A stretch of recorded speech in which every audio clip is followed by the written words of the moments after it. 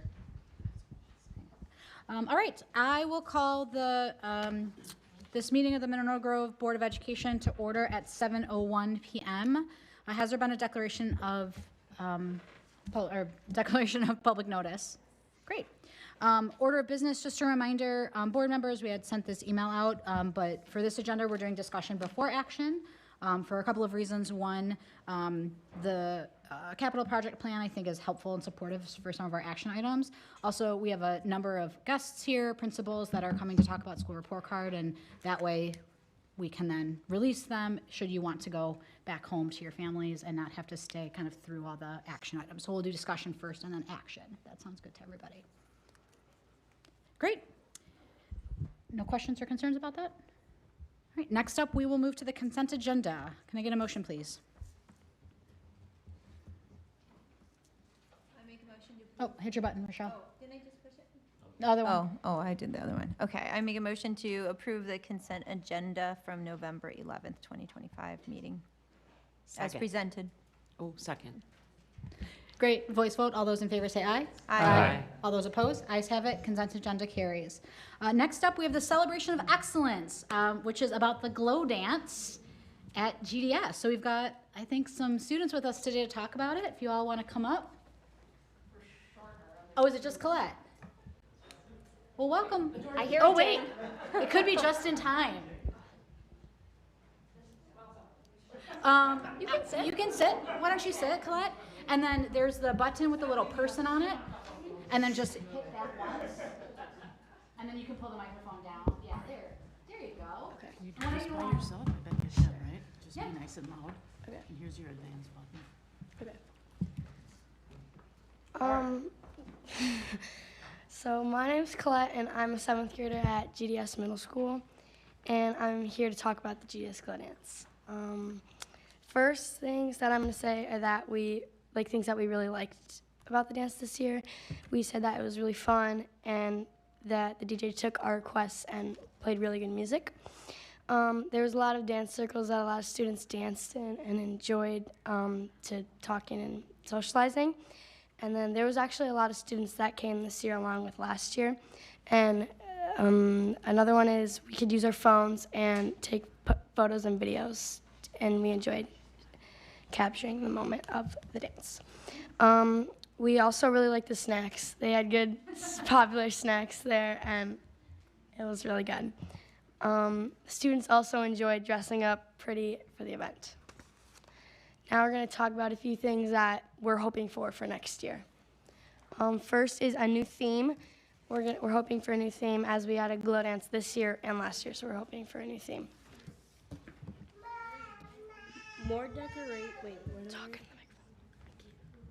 the microphone. am I reading right now? Oh, I can't. We would also like more decorations set up around the gym to make the dance even more exciting. We would also hope for even more students to come to the next upcoming dance because it was really fun and a lot of students enjoyed it. We would like for more students to be involved with the planning and promoting the dances. Do you guys have any questions? Board members, you have questions? Janice? So who planned the dance? Was it student council or was it a different group? I think it was student council. I'm not actually really sure. I think it was student council. Yeah, and lots of students helped out, so it was really fun. Other questions, board members? I Yeah. have Oh, a comment. sorry. My daughter rated it a 4 out of 5 for the glow dance. And she That's felt really good. like it was very inclusive and welcoming for Yeah. all the people there. So. Yeah. Oh, Yeah, my daughter loved it as well. I was curious, do you have any early ideas for a theme for next year? I think it's gonna be in either January or February. I can't remember which one. So we're probably gonna plan it more around like a winter theme because it'll still be really cold outside. So that's probably what we're gonna go around. But otherwise, that was my idea. yeah, that could be fun. My son also loved it. He thought it was great. He probably would have given it like a 20 out of 5. He thought he was really excited about it. 2 questions for you. One, you said the snacks were good, so I want to know what they were. And then 2, you had talked about decorations. I'm curious, how do you all get your decorations, and what would you need to kind of, for lack of a pun, like not trying to make a pun, but give it a glow up? The snacks were, Sassy, you want to answer this one? The snacks. Yeah, tell me about snacks. The snacks were pretty good. They had most popular snacks that kids would like Takis. Takis, those say were there Takis there? Or like hot chips or anything, candy, and drinks. But it was really good. Yeah. Your second question was, can you repeat the Yeah, second where do you get question? your decorations from? Oh, And like, what would you need to get, like, have more decorations? obviously you can't have balloons in the school, so definitely not balloons, but probably like streamers and like other things like that. I'm not sure what we would need yet because it's still not that close. We would have to start planning sometime soon, but I'm not sure where we would get decorations. Did you make the decorations for that dance? I actually didn't. I think student council made that. Okay. Very cool. Yeah. Well, and if you have your dance like after October 31st, I'm betting we can bring you lots of treats. Depends on how cold it is on Halloween. Yeah, Awesome. we had one before. I think it was before Halloween this year. It was before Halloween this year. Yeah, I think it was. It was like early October. I would. Yeah, Rochelle. Do you have one dance a year, or do you guys have the next dance you're talking about is going to be this year yet? So you'll have a couple of dances a year? School year. Last year we had just one. It was at the end of the year in March, I think, March or April. And this year we had one obviously already, and then hopefully we're gonna have another one coming up in February and January. Stephanie. Last year, you guys had separate times for different ages. How do you think it went this year compared to maybe last year on having separate groups? I think it was good. I liked having a lot of students. It seemed more like fun because there was more people there. But I think it was fun. Last year it was like, I don't even know how to describe it. It was just like, it was really fun last year. It was a different experience, but also the same experience first and last year. But I think I liked it more with all the students combined. So it was more like a variety of students. I bet that with a little early planning and moving it to January and kind of getting the word out, I bet you'll get lots of decorations from a lot of people who want to help out. Really So hoping for. Yeah. Yeah. it's exciting. Awesome. Anything else? Well, thanks for sharing. That was Yeah, great. Thank you for having us. And happy holidays to you too. Yeah, thank you so much. Enjoy the last couple of days of school before break. Yep. Thank you So so much. next time, can you dance a little bit? That would be really nice. They're gonna make us Show dance. us a few moves. It's like when the weight room people were here and we were talking about using the weight room. All right, Thank awesome. you so much for having us. Thank you. Yeah, thank you.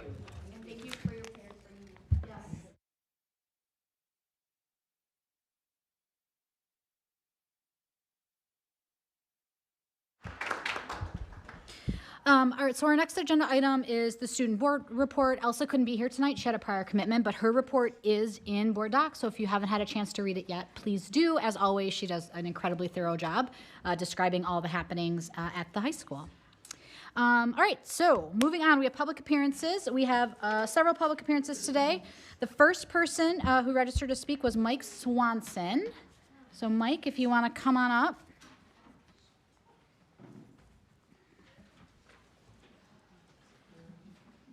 Welcome. So you just have to hit the little person button there. And that'll be on, and then you have about 3 minutes. Tish will keep time for you. So go ahead and start whenever you're ready. Thanks for coming. All right. Good evening, everyone. My name is Mike Swanson. I live at 2563 Bass Road in the town of Cottage Grove. I wanted to speak tonight both regarding the proposed reconfiguration of the Cottage Grove elementary schools, as well as the potential for selling district real estate. First, I want to express my strong support for the plan as was explained at the previous meeting to efficiently utilize the space available at Cottage Grove School and transition MG21 and the district office to Taylor Prairie.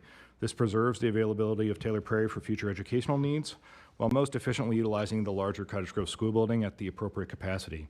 That proposal has been discussed several times, and in my opinion, the optimal answer is at hand and should be executed.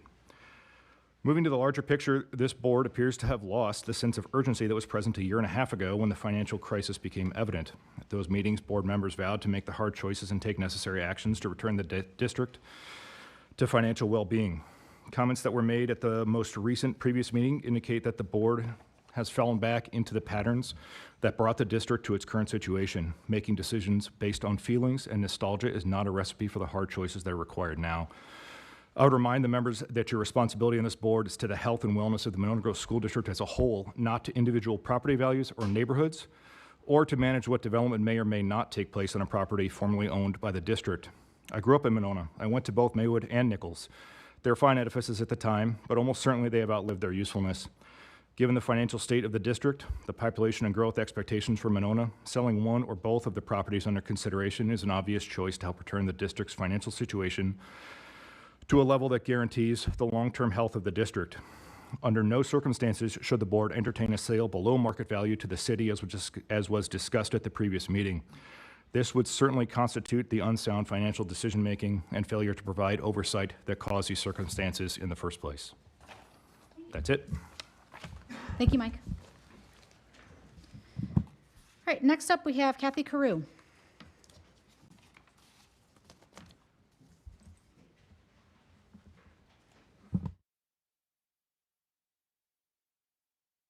Hit the little people button. And then, yep, now you're good. Yep. My name is Kathy Carew. I live at 4905 Rothman Place in Monona. Born and raised, went to school in Monona Grove, but lived out here in Cottage Grove for 13 years, and now back in Monona. I also worked for the school district for 20 years. 3 different buildings, Winnequa twice as a middle school and elementary, and I worked from 4K through 8th grade. What I want to talk a little bit about is the history of some of what has happened with our buildings and where it went. So the first is Taylor Prairie, which we figure is about 30 years old now. We were sold, the homeowners, on the fact that if we needed more classrooms then than the way it was designed, that they could just add on to it. So we voted for it. We thought it was a good idea. And when there was a couple years where we needed more room, they brought in trailers for it and did not add on to the building. Then GDS, they sold us on, y'all sold us on the thought that the homeowners and staff, well, we actually worked on plans to see what GDS could look like. I was working in special ed. We worked on what we needed to accommodate our needs, as did all the other departments. And the voters on a rendering that was sent out to everybody. But everything was totally changed by the time the building was made to this pod configuration that and the long hallways that is hard to supervise. It's not the original design that we all worked on. Then moving the middle school from Winnequa to the new building, we were promised that Maywood would not be closed, and it was closed. So that plan changed also. Then building another new building, Granite Ridge, was sold on the fact that because of the enrollment projected, we needed it. Now, within a few short years, we are looking at closing a school. So, in trying to catch up with everything that's going on all your plans, I zeroed in on one thing here, and maybe somebody can answer it later when you discuss it. Looking over your rationale for the 3 integrated strategic concepts. And I'm just wondering if this is a new selling point, if it hasn't totally been thought through, and it's only the first one. To preserve future capacity. And it says in here, the primary goal is to use Taylor Prairie for district office, administrative purposes, and the MG21, and possibly opening it up for the future as an elementary school again, so preserving that in maybe 5+ years. I don't know what would happen with district office and MG21 if you're selling Nichols. It doesn't seem like that whole theory is thought out, but you're trying to sell it that this is a good idea. And I just want to make one more point that I believe the success of MG21 is because it is in that unique building of Nichols School. But to retrofit Taylor Prairie to accommodate this and possibly, again, retrofit it to move back into an elementary does not make a lot of sense to me. Thank you for your time. Thank you, Kathy. All right, next up, Nikki Schoenbeck Klaas. Did I say that? Yeah. Oh, right. And I think the mic is still on for you, so you should be good there. Welcome. Thank you. Hi, I'm Nikki Schoenbeck Klaas, and I'm a parent in the Monona Grove School District, specifically in Monona with kids at Winnequa, soon to be at Glacier Drumlin next year. I'm here to express my opposition to the potential sale of Maywood School and also to Nichols School properties. I recognize that there's a need to balance the financial responsibility with long-term planning, and I'm concerned about the impact of selling Maywood would have on the students living in Monona. Due to the land limitations in Monona, if this school is gone, there's no property left for the school district to acquire if we need a school in the future. And at the same time, while we're discussing selling Maywood, we're facing capacity issues at Winnequa School. There was a report that just recently came out showing that the capacity of the school is 603 students, and we're at 602. So any future expansion, new students from, there's about 500 buildings, or 500 units of apartments and condos being built that have been approved by the city of Monona. So any families that might live in those, even if it's a small percentage, would put the school over capacity. We already see some of the impacts from limited space. For example, having our kindergarten students eat at 10:40 in the morning and our 5th graders eat at 1:05 in order to be able to get everyone through the cafeteria. There's also just a general lack of shared spaces within the school that creates other pinch points. Instead of selling Maywood, I urge the board to seriously consider how using this school building that exists already could potentially benefit the Winnequa students as an expansion of the school. I recognize that there's lots of costs associated with Maywood due to deferred maintenance over the past decade, and I'd also ask the board to look into how that could be incorporated into the 10-year capital budgeting plan. In addition, I wanted to speak briefly on Nichols School and MG21 and my concern about MG21 being moved to Cottage Grove and the impact that would have on the students that use resources in Monona specifically. They utilize both the high school for certain things. I don't have a student there, so I can't speak greatly to that, but I've talked to other families who've verified it, as well as the Monona Library. And to lose those resources that the students utilize would be a shame. I guess overall, I'm just asking you to move slowly through this process and make sure to engage the community. I'm always shocked. I know that you've talked about it at a few meetings, but I'm shocked at how little a lot of the parents do know about the possibility of closing these schools. I'd also like to see consideration of Winnequa and what that future looks like if we need more space and these schools are no longer available. Thank you. Thank you, Nikki. All right, last up for public comment is Becky Fowler. Welcome, Becky. And the mic is on for you, it looks like. Great, thanks. Hi, my name is Becky Fowler, and I am a parent of 3 in Monona, 2 of whom attend Winnequa, and another who will attend Winnequa in a few years. I'm here to speak against the sale of the Maywood property, which is actively used and strategically necessary for the district's footprint in Monona and the ability to serve our kids into the future. First, Maywood is not surplus. It supports students and families every day through after-school care, wrap care, and summer programming. These programs are not optional extras. These programs are a core part of how families make school and work possible. If Maywood is sold, there is no realistic alternate facility or possible backup plan ready to absorb those programs at the scale and schedule they operate today. The district's capacity analysis shows the elementary situation in Monona is already at the breaking point. Winnequa is functionally full. The building's functional capacity is 603 students, as Nikki said, and the current enrollment is 602. I want to be clear that the report explicitly states Winnequa is at functional capacity. That means that there is effectively no buffer for enrollment changes, program needs, or even normal year-to-year fluctuation. And we are seeing that population in Monona is not static. In fact, it's growing, and Monona is actively adding housing. The city's development tracker shows 241 multifamily units were added since 2017, plus 218 more units approved, with 518 more units already approved and 218 already under construction.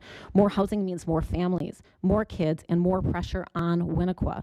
For the sake of a simple math example, if only 5% of those apartments have one child, which is perhaps a low estimate, Winnequa will need to accommodate at least 38 additional students in a building that does not have space for them.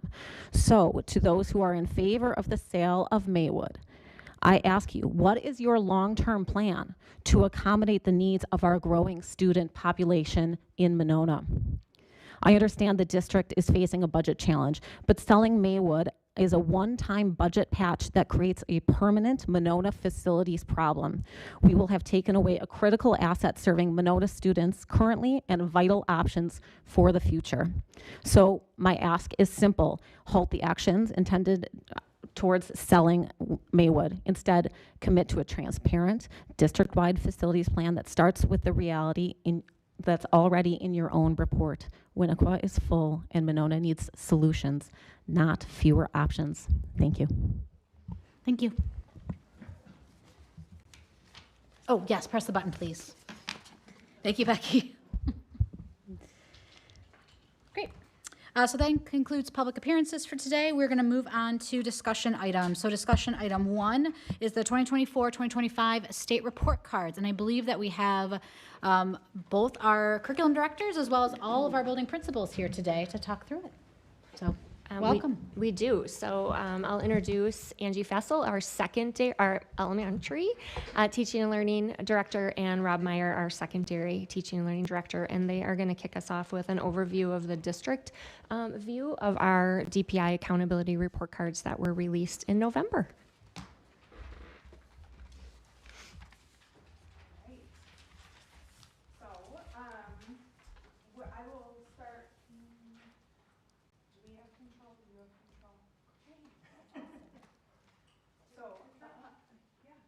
Do you want control? No. Okay. I am really good. It's just hard because you can't see what you're talking about. All right. We'll start on the next slide. Oh, what do I need? Hit the person. Great. Angie said this is her favorite thing. It is absolutely my favorite thing. All right. Perfect. All right, so we're going to start. This is a general overview of our scores for the last 5 years at both the district level and school level report card scores. So lots of celebrations here. A couple reminders. Overall scores are created based on 4 priority areas. First is achievement on the ELA and math state assessments, growth on those same state assessments.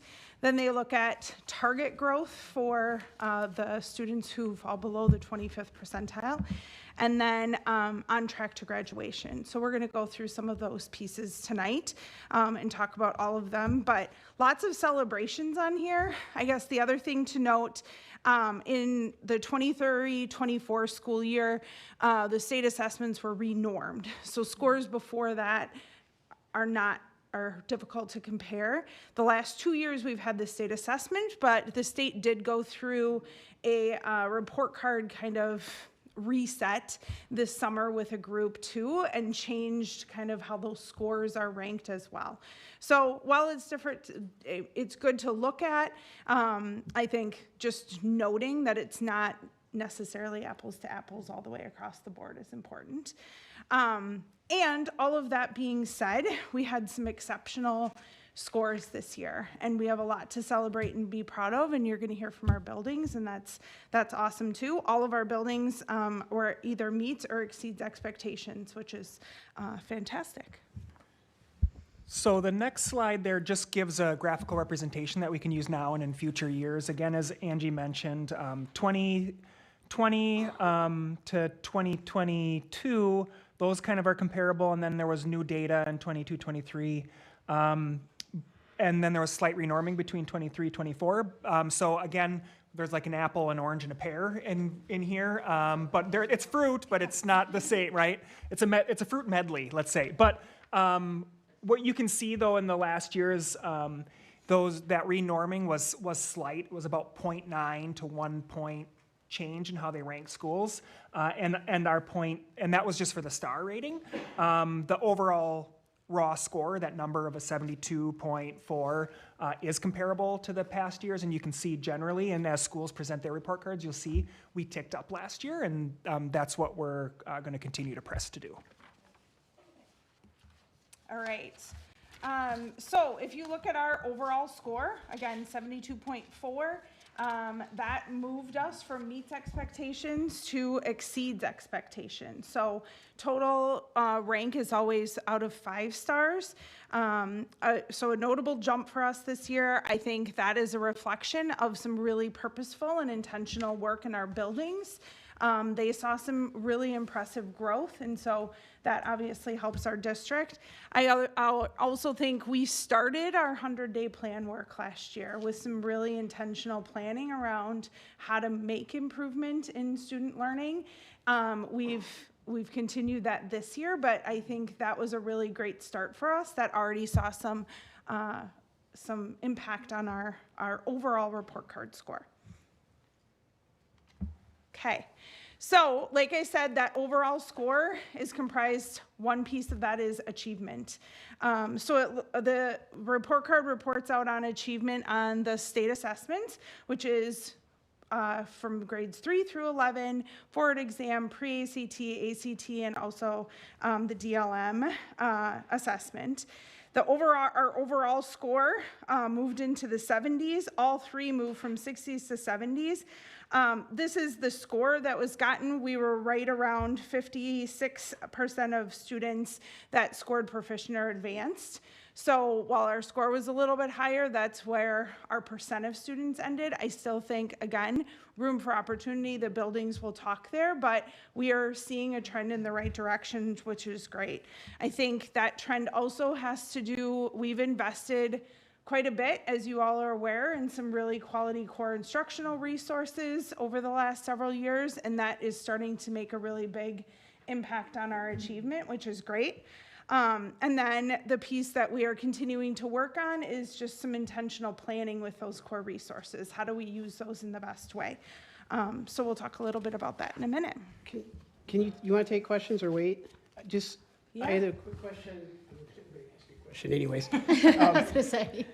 There you go. The 56%, can you tell me about that again? I just kind of missed where it was coming from, what it was. So the state report cards use a scoring system. So they take the percentage of students that score, but then they have their own scoring system to give an actual score. So this slide indicates that our score was at 70.2. That's not necessarily the exact percent of students who reach proficiency. Got it. So yours 56% reach proficiency. Correct. So scored proficient or advanced on those assessments. Does that mean that 44% were not proficient? Yes, it does. So that's where that's. Could be 1 question shy, could be 5. Yes. Yeah. Yep. So even if they're a little bit, they count into that statistic. Correct. Okay. Yes. And there's, to clarify the score that Angie was sharing, there's 4 buckets that students are scored in. So in those 4 buckets, there's developing, which would be the lowest category. Then there's approaching, meeting, and advanced. And how that score is tabulated is any student that was in the developing category gives you no point, doesn't hit that. 0 points. 0 points. Got it. Student scoring approaching gives a 0.5 point. And so on. Meeting is a point and advance is a 1.5, and that's where that's. That's where that's, okay, thank you. Yep. All right. So achievement is one component. The other component is growth, which is looking at year-to-year progress that students are making. So not just what their performance was in that single year, but how they have progressed over time. One of the terms you may have had is we look at students in terms of their value add score, and we look at groups of students, right? So an average score is about 3, and we're looking for our students to make at least that average growth if not more. And so the report card reports out on various groups and what that looks like, and we're buildings and district is looking into digging deeper into that of like where are opportunities for various groups of students to make growth, and working hard on those. And you're going to hear from the buildings around some of that work that they're doing. I would say our growth is one of our biggest areas for opportunity for our students. While we did increase this year, it's still definitely not where we want it to be as a district and where we're focusing some of our next steps in terms of a district.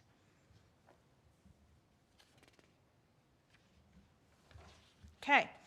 And then the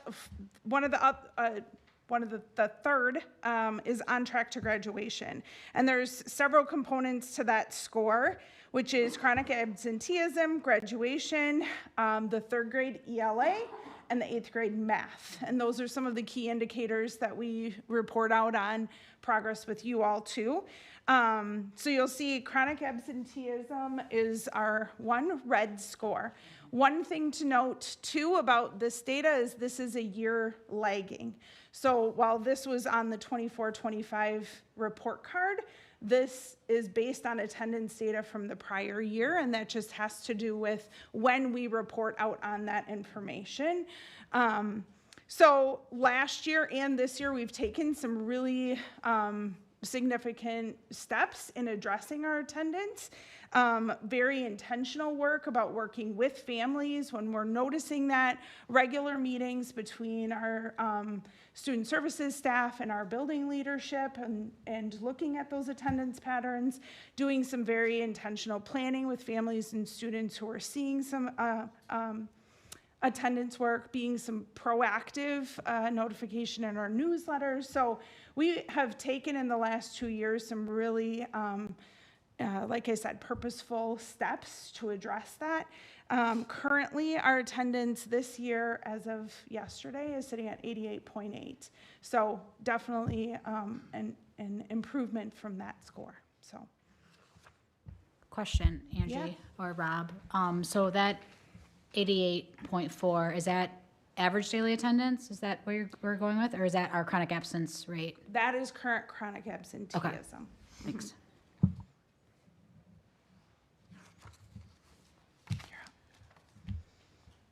All right, so just a couple other graphs that I think would be useful for us as we go over the next few years, and hopefully the data stays clean and there's no more changes. That would be great for us to compare apples to apples. But just graphically looking at, as Andy mentioned, the percent proficient in or advanced, this is for ELA and by some of our largest demographic categories that we track as well. This was shown to you last year in chart format or like spreadsheet format, just putting it to you graphically. You can see in ELA achievement, even though kind of our score overall went up, that proficiency level dropped, that 1 bar, but we did see some gains in some of those other categories, right, into advanced or into from that lowest category to the next category, but nonetheless, and I should just note to you that this looks, I kept it at a scale of 0 to 60% just so you could see some changes. Really, this is 0 to 100%, so if I did that scale for you, they would look like very, very close, right? So for example, we did have a dip of proficiency in all students, a new cohort coming in, a cohort exiting. That little dip there is 1.3%. So just for reference in that category. So that's ELA. Then math, we kind of saw the opposite. Go ahead. What's the standard error on our report cards, do you know? Like, what's the range of? I don't know either. Yeah. It would be helpful to know if that 1.3 is like statistically significant or if it's just a variability, which is going to be based on what the error is. But I can look it up. Which goes back to the validity of each exam. Right. Yeah. I can look in the technical report and find it. Just curious if you knew. Yeah, I don't know that. Okay. I'll look it up and report back to the board because 1.3% could be incredibly meaningful and significant. It could just be statistical math, like just how error works in measurement. And it would be important for us to know how real that gap is. Now, I suspect as it relates to like our Black students, for example, visually that gap looks pretty big, so that probably is significant. But for those other ones, we'll want to take a look and see the extent to which there's significance there if it's just math. Yeah, and then when we look at our overall score, the scores that Angie reported on, those are 2 years worth of data. This is just last year compared to the year before, right? So both of those scores go in to make that overall achievement score. The most recent year getting more credit than the previous year, but both are counted. And then of course, the other variability in the scores is you have one cohort that's exiting, so 1 year of their data is in, and then we have a new cohort, our third graders coming in, that 1 year of their data counts. So there's variability in the data, but nonetheless, we want that trend to go up as we're seeing in math. And you can see in math, again, that's about a 2.7% increase in percent proficient students. And with black students, that was almost an 8% increase. That's a 7.8% increase, which was our largest jump in any demographic data between math or ELA across the board as far as that proficiency level goes. When we look at growth, as Angie mentioned, this is a 0 to 6 scale, so this is reported on the report card. This is the state looks at, takes all of the data, which is one of the reasons why the report card takes forever to come in, because they have to tabulate, they have to take every school's data, and then the value added score is the average growth that students saw is considered a 3 across the state. And so where do our students rank? Where does our average growth rank with the state? And they calculate that by looking at a student's percentile in 1 year as compared to the percentile the next year. So if they went from the 40th to 45th percentile, that's going to show like 5% growth. That's going to give more value add. If a student goes up 15%, that's going to be a stronger value add. If they go from the 50th to the 40th, that's not a value add. It goes the opposite. All that magical calculation looks like this. So 3 is average, and you can see here in ELA that we're hovering right on there, so we're hitting generally the state average, but our goal is to accelerate that, and as you learn, we'll be looking, and we've talked about with TLE committee a lot of our multi-level systems of support work, as well as our universal instruction and the resources that Angie mentioned to accelerate that growth. But that's where we're at. We're sitting kind of right on average at the moment. And if you look at math, it's very similar, just a tick below, but you can see that we made the gain in math in this last year's testing. So trending in the right direction, but nonetheless, our expectation would be all those scores in the next few years being at 4 or above. All right. So a little bit about some of our continuous improvement steps that we're taking this year. The first is a huge step district-wide. Every building in the district is going through the sale process. And that's the school improvement. We're spending we spent 3 days in August, a day in November, a day in March, and we're doing that same process next year. We started 100-day plans this year. This kind of takes 100-day plans to the next level. Again, every building looking at their data, their needs, and making some really intentional plans about that. You'll hear about those in a minute. But that process has been very purposeful and intentional and really focusing on where are our areas of need and how do we address those. So that has been a huge step in the right direction. Rob mentioned we are working hard on developing a multi-level system of support for students. So really talking about students everyone getting that universal instruction, looking at students who need both targeted extension and targeted support with some of those essential learning pieces, and then those who might need some more intensive support, and really trying to look at what do those students need, using data and making purposeful plans for instruction to help them get what they need. We are also doing some work on math intervention training. That has been an area of need in our district, and we have 10 staff members going through training 2 hours a week, getting some really great math professional learning to take back to the buildings as well. The other piece that we're working on is putting in some very intentional data-driven processes for our collaboration teams, our C3 teams. We've had collaboration for a long time. C3 is not a new practice. However, looking at the data and using that data to make some really purposeful planning for students we're just working on that process with all of our C3 teams.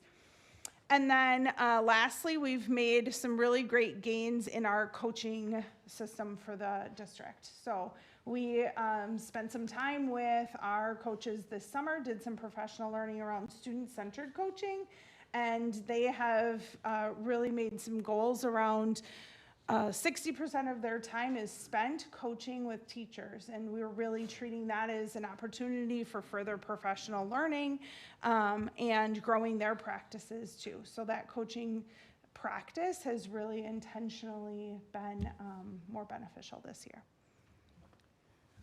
With that, we're going to turn it over to schools. We'll be able to be here to assist, but we're going to start with the high school. Each school is going to give you a couple of celebrations, a couple of areas that they see as a focus and need, and maybe an action step that's going along with that. So just in full transparency, I gave pretty strict instructions, right, Mitch? To go for about 3, no more than 4 minutes for their presentation to allow you to have questions. Do you want me to, to time you? And I'll pull out the old public comment. It's like public comment. So just so you know, I did ask them to be brief, as we could go deep in every report card and they're available to you. So if you do have questions, but I asked them to really stick to a couple of celebrations and then the couple of focus areas that are just top of mind for them that they're working at this year. Thanks. Before you start, Mitch, and before we transition to schools, I just want to see kind of board, do you have any broad questions for Angie or Rob before we move into? Yeah, Susan. And I didn't know whether to hold this until the end. Thank you very much. Thanks, Eric, thank you. To hold this toward the end, but I think in terms of information out to the community, and I know Katie is here, I think this will be very helpful because the Wisconsin State Journal put out an article. And in the article, they listed 16 schools. And there are schools, they did list Madison, but there were many schools very similar to us. They had McFarland, Madison, DeForest, Deerfield, Cambridge, Belleville, 16 schools. And when you look at that, and our score is excellent, and we feel very good and proud about having moved forward with that. But of those schools, 11 scored higher than we did. Only 4 scored lower. So whatever information you can get out, like this PowerPoint, to the community so they understand that we've really done extremely well rather than we're sitting in the bottom 25%. I would encourage you greatly to do. Article in the Herald, again, this was front page. Yeah. So, well, and we have looked at data to our comparable school districts. Tanya shared those comparable school districts, and we recognize that we do have some growth, right? And our continuous improvement steps are very much about, and we don't have far to go, right? But this year was a huge step forward, but we still have steps to go, right? And like I said, I think our growth piece and really looking at those individual groups of students that we need to help accelerate is a huge part of that. But yeah, we made progress, but yes, but again, we're not there yet. It's a little lost. Truthfully, they were, it wasn't like this range kind of runs up to 81.1, 84.6, Wanakee. But many of these scores were 4 to 5 above our score, not just 1 or 2. And again, I didn't choose these comparables, but these are very similar to the ones we normally choose in Middleton, Mount Horeb, Oregon, Verona. And again, this is what the community has seen. Yep. So if they can really see and understand what exceeds expectations means, that would be great. Yeah, good suggestion, Susan. Any other overarching questions before we move into principals? I have a couple, but I can wait till the end, so go ahead, Mitch. You've been standing for a while now. That's all right. All right, at the high school, we did have an improvement of just over 5 points on our overall score. As we look at our ELA scores, we held pretty steady with our achievement score, and our growth score, we improved by just over 3 points, or 3.8 points there. With our math scores, our achievement score, we were excited to see our achievement score take a nice jump of almost 6 points, as well as our growth score continuing to improve in math by almost 6 points. It's our third year of Carnegie Learning implementation, and our teachers have worked really hard to implement that curriculum, new curriculum, with fidelity. So when it comes to math, teachers or students definitely have that guaranteed viable curriculum in every classroom. It's not teacher dependent as you go room to room, and it was exciting to see some of that growth reflected in our scores here. Growth continues to be an area of celebration at the high school. As you see, we outperform 92.1% of Wisconsin schools when you look at overall growth, and especially excited about our target group outcomes outperforming 95.3% of high schools in the state. So those would be our areas of celebration. Certainly we have areas to continue to grow and focus on. Achievement scores in math and ELA continue to be a focus, as well as looking at outcomes across all demographics and improving those. SAIL was talked about earlier in 100-day plans. Some of our work this year was coming out of the summer SAIL workshop, was to introduce and expect a school-wide culture of ownership of our literacy and numeracy. So that was new this year. And to do that, we introduced 6 strategies to teachers, and 3 in numeracy, 3 in literacy, and we've gone through several cycles of using those instructional strategies across all curricular areas, with that expectation that we all do own literacy, numeracy, and looking to make impacts on our scores here. Questions for Mitch? I have a couple, because you know I always do, but a couple of things. I think one question I have, and this is going to be a similar question for you guys when we come back to it writ large, but what do you think accounting for such high rates of chronic absence at our high school? Combination, I would say, of we do have illness, we do have some school avoidance, we have some chronic truancy that adds up. That's what's the word?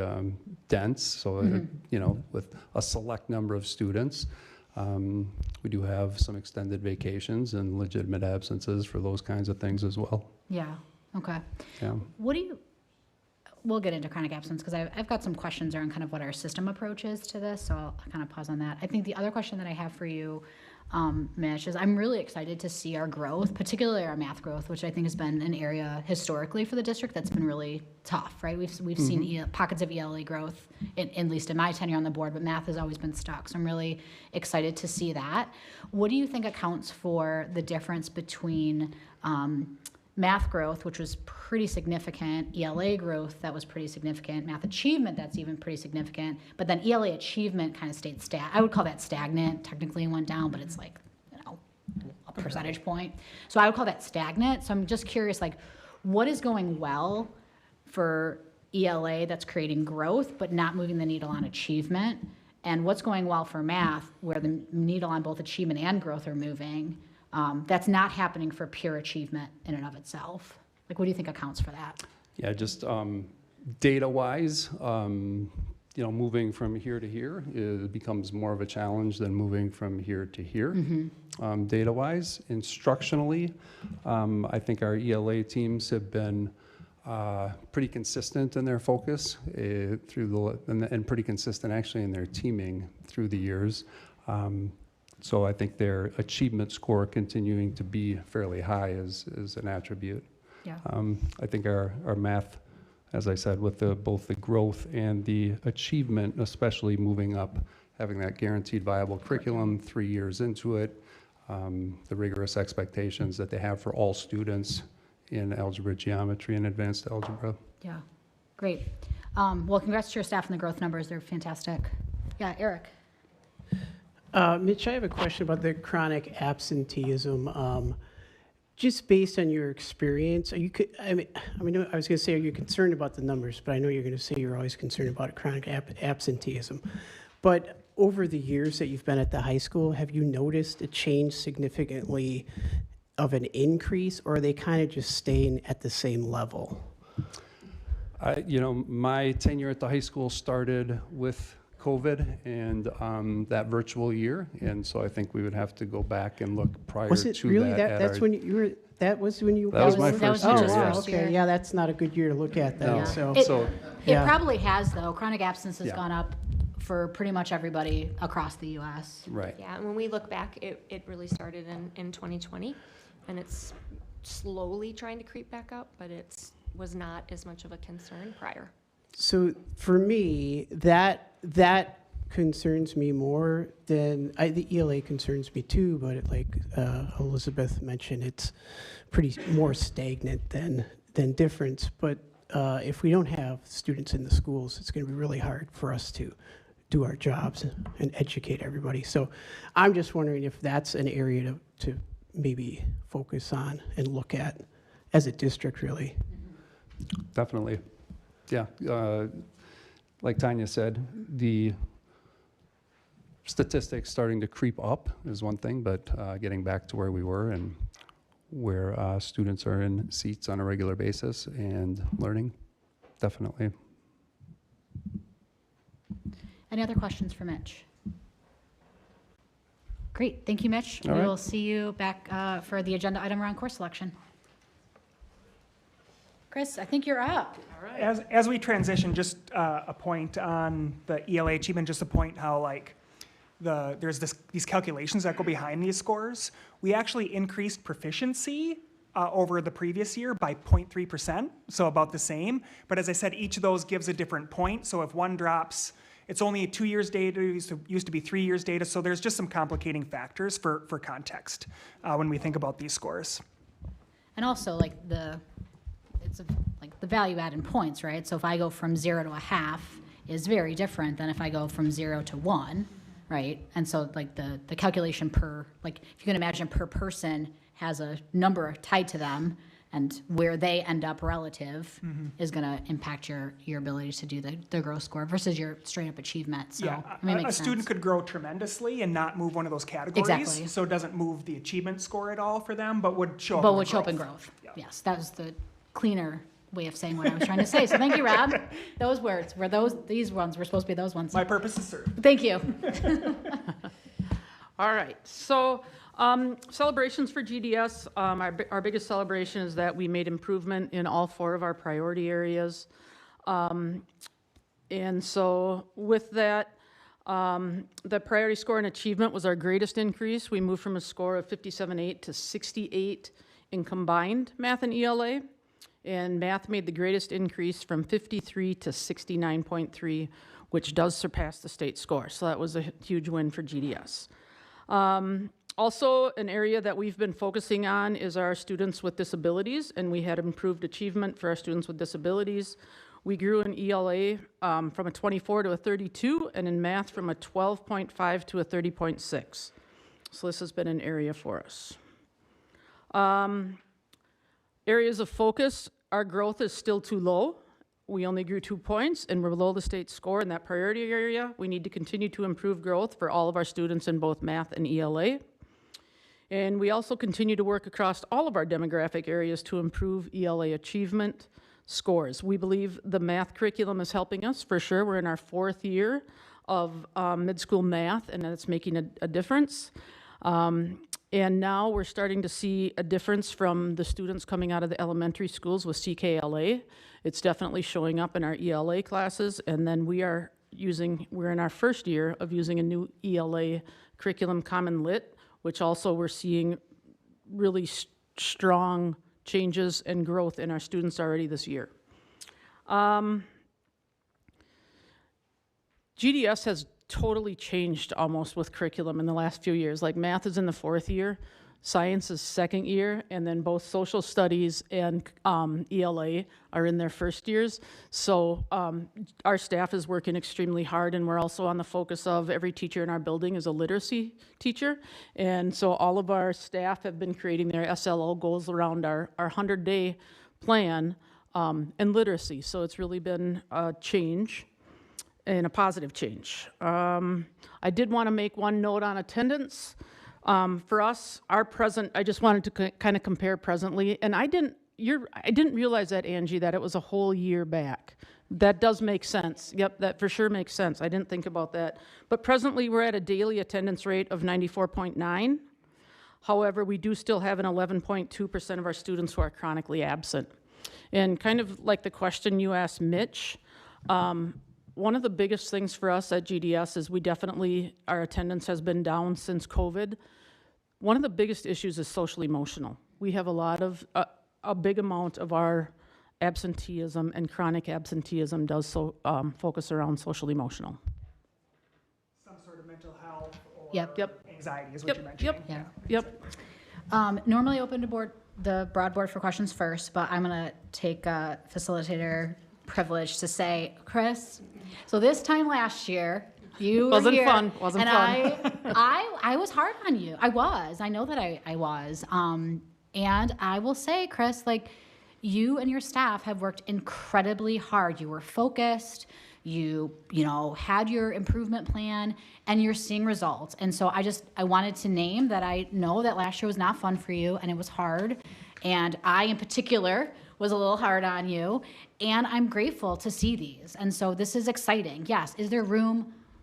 Oh, for sure. 1,000%, right? We have a long way to go, and we're moving in the right direction, which is different than it has been the last couple of years. So I just want to, before I ask any other hard-hitting questions, just name that and say thank you and congratulations to you and your staff for the hard work that you've put in. Thank you. Yeah. Board, questions? Otherwise, I have many, as always. What was the reason for the students with disabilities that increased? Do you know what it was?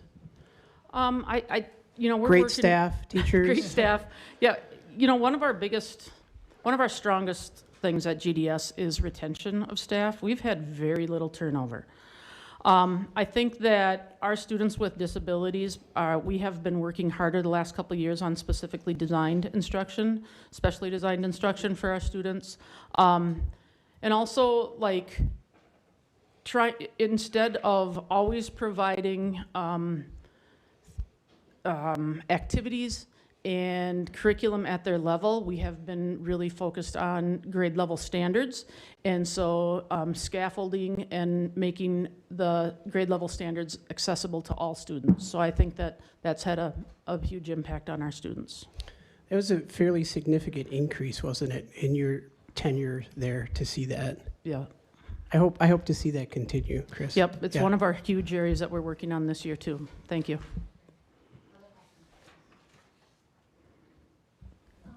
Yeah, go ahead, Rochelle.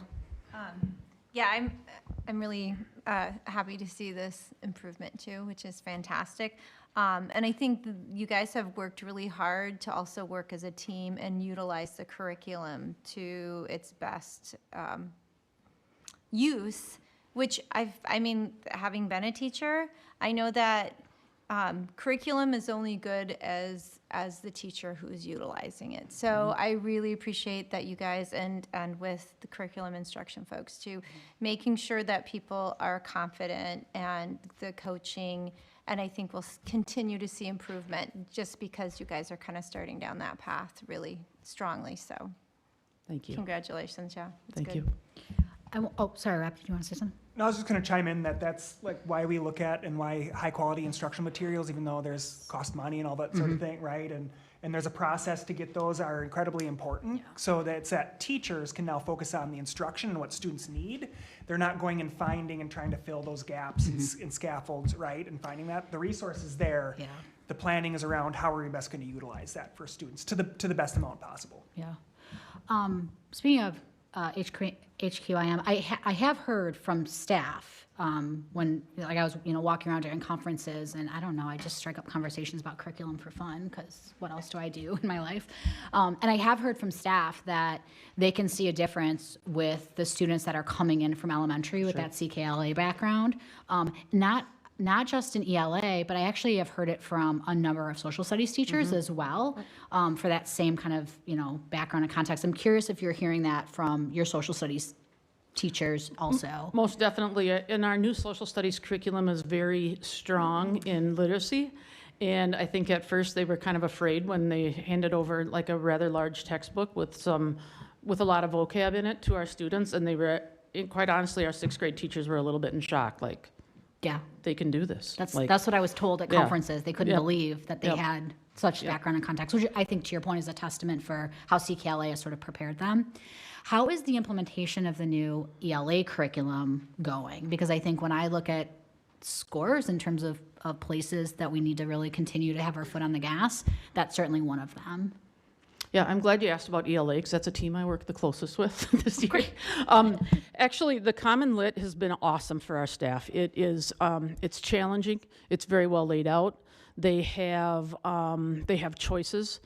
A lot of the materials, a lot of the reading, and a lot of the writing relates to our kids, so it can help them, grow as individuals. It's not just, reading, things like that. Our teachers are they're really diving into it and embracing it. We're still working on pacing, so the areas that we're trying to work on are pacing, and also if we do have students that are not able to read at the Lexile, how are we accommodating that with lower Lexiles, but still reaching the standards and still keeping them on track, and so trying to find the balance in those areas. You look like you wanted to add something. No, Chris nailed it. That's the biggest thing is going to be pacing and focusing on, with any curriculum, there's too much. We can't deliver it all. So after year one, we have plans in May to meet with those teams and really go back through, look at the successes of the year, where there were some struggles, and then where are some units that we maybe have to focus in on some skills, and just make some common decisions, 6-8, around that after year one.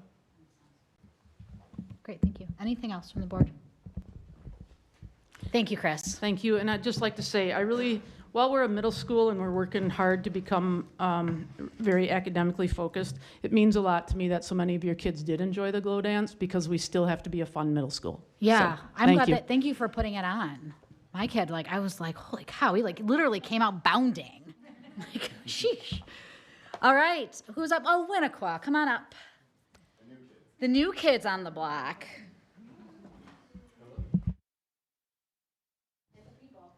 All right. Hit the people. We'll dive right in.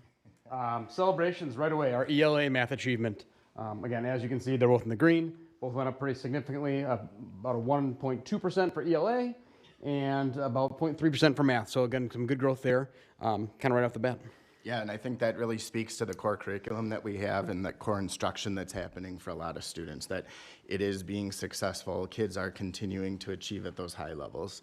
I think another piece would be that ELA growth score for all students. That's not necessarily reflected in this particular slide, but when you look at the value added numbers of each individual group of students, you can really see some growth that's above that 3.0 average score. So looking at students of color, students that are economically disadvantaged, there's still some pretty great growth going on in terms of ELA.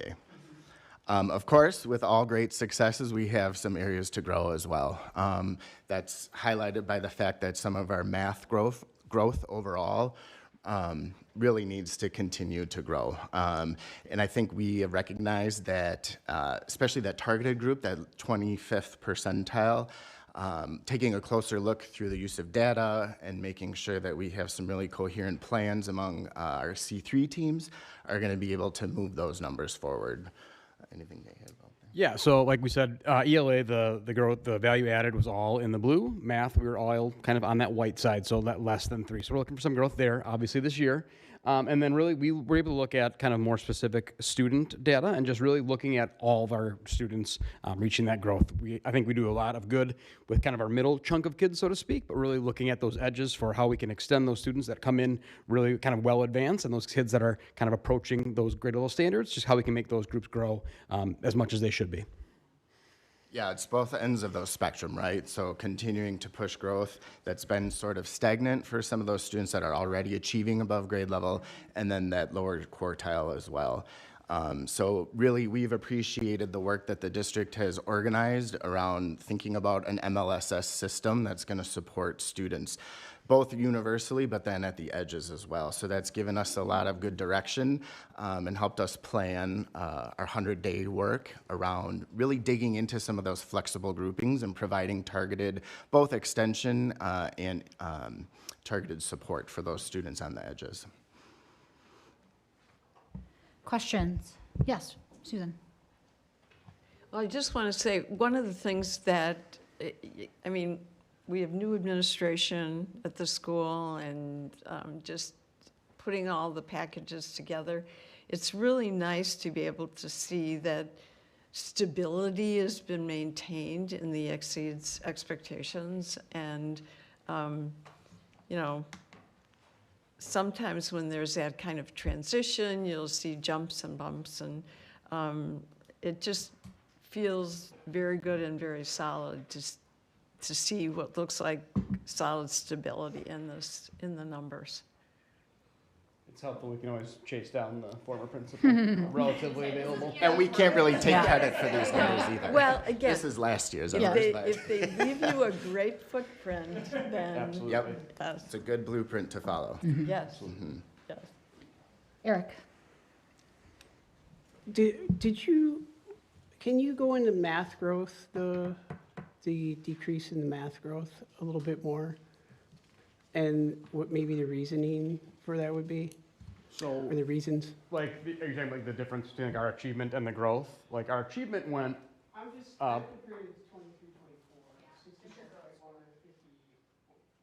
Yeah, I think based on that, just with new curriculum, the IM, and getting used to that for the 3 years, now we're at a point now that we can find those opportunities to create that targeted work. A lot of the curriculum is centered around some whole group instruction and things like that. And so now, as we have learned that core curriculum, we're able to make our professional judgment, especially with our teachers, on how we can create the space and time and planning to address some of those needs within our scheduled day.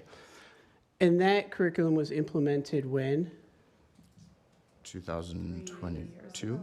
22. This is year 4. Year 4, Yep. Okay. I guess the other thing that I would add is we do not have as many resources in terms of meetings, like intervention resources in math, as we do in ELA. I think I mentioned back, I don't know, a little bit ago in the presentation, like we're sending some people to get some math training around what kind of like science of reading for math instruction looks like, right? And bringing that back to the building, and we're looking at adding some resources for intervention too. I would say math as a whole, in terms of how do we respond to data, has been lacking for a couple years, and we're really working on that as a whole system this year too. This is the one area, math growth, it's with Winnequa and with Granite Ridge that's coming up too, statistically that I notice is significant. All the other numbers are pretty close, but it's just in this elementary group in our district. So that would, part of me thinks is like, is the math curriculum working? Or is it something we need to look at again? Yeah. I mean, we're gonna continue. Look outside, Rob. Do you wanna go? You wanna take I'm this? good, go for it. You just look like someone dropped a Christmas present on I would just say, like I hear that and I see that in one of the conversations we have, but I think is happening and happens across the state, and we, as leaders, probably have to do a better job of balancing, is schools are seeing this with Act 20, is all the concentration, training, talk across, even though that's K-3, right, it really applies across elementary schools. And so all of our attention goes there. And I think we probably feather the gas a little bit on math instead of really thinking systems-wise, how do we systematically move both forward? And I think there's a number of schools in our networks that saw the same thing in the last, this year's data, that they traditionally performed well or grown really well in math, and now all those resources got pushed to one spot, and it's feathered in math. Yeah, I'm not saying, I wasn't here, I don't know that to be true, but I'm saying that's the global conversation that a number of schools are having. I think that's a fair observation and probably pretty accurate for a lot of reasons. And I think for our district, where math growth has always been challenging, right? Like we had just talked about, this has never been an area of strength for us, even within pockets of ebbs and flows. And so when you're not attending to it and it already is in an area where you're going to grow, you can't expect anything to grow there. Well, two things. One, if folks aren't aware, board or for folks that are watching or listening, there is a piece of legislation that's going through right now around science and numeracy, which a number of states have actually passed. DPI doesn't like it, so there's that, but that would be something to look into if we're thinking about what does it look like legislatively to think about math in a different way. I am curious, Rob and Angie, though, to Eric's question, right? So we'll be in, if we're 4 and it's a 7-year curriculum cycle, like where, yeah, because like year 7 is like year 1, Yeah. right? Yeah. And so where are we, I mean, are we thinking that IM is working for us? That's a great question. Well, Eric asked it, so he gets the credit. Yeah, I mean, so our review for math is not next year, but the following year, where that's the regular part of the cycle. And I think we will need to evaluate whether or not IM is making I don't know that achievement is still high in a lot of areas. I think even Granite Ridge saw some growth in achievement. Is it working for all of our students? And I think that's the biggest question. And we don't have the same level of supports in math that we do for ELA. Yeah. So it's really hard to say that core resource isn't working when you don't have the same level of support for that core resource as you do for ELA. That makes sense. I think the other piece is we're doing some really intentional work around really picking out those key essential standards this year so that it's not just about IM, but what are the key learning pieces that we really need to focus on for helping kids move forward. And so then I think we can look at IM and say, is this meeting our need for helping our students with those core pieces of learning? Yeah, that makes sense. Yeah, go ahead. I have another question, but I can wait. Go ahead, Bob. Could you help me understand if there's any interplay between the achievement scores and the growth scores? Meaning as we achieve higher or we see the achievement scores at a higher, point, does that influence or do we expect that influence the growth scores in various ways? Yeah. Over time. And I would say, just looking at that value added column on the report card, our students who are not proficient are the ones who made the least amount of growth significantly. So that's definitely speaking to, our multi-level system of support and need for a better system there for really helping those students who are not proficient yet. So is it a correct interpretation that when the achievement score is high and the growth score is dropping, that it's a narrower group of students that we're focused on from a growth perspective? Am I understanding that correctly? Or versus if our achievement was say 50? Yeah. And now we're talking growth crossed a much larger.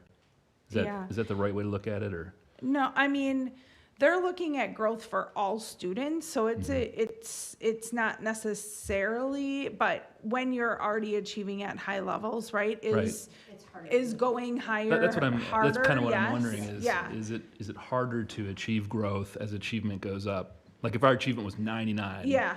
Would we be beating you up over low growth, or would we be saying there's not much growth to do, right? That's what I just want to make sure I'm understanding sort of the interplay between It's the numbers.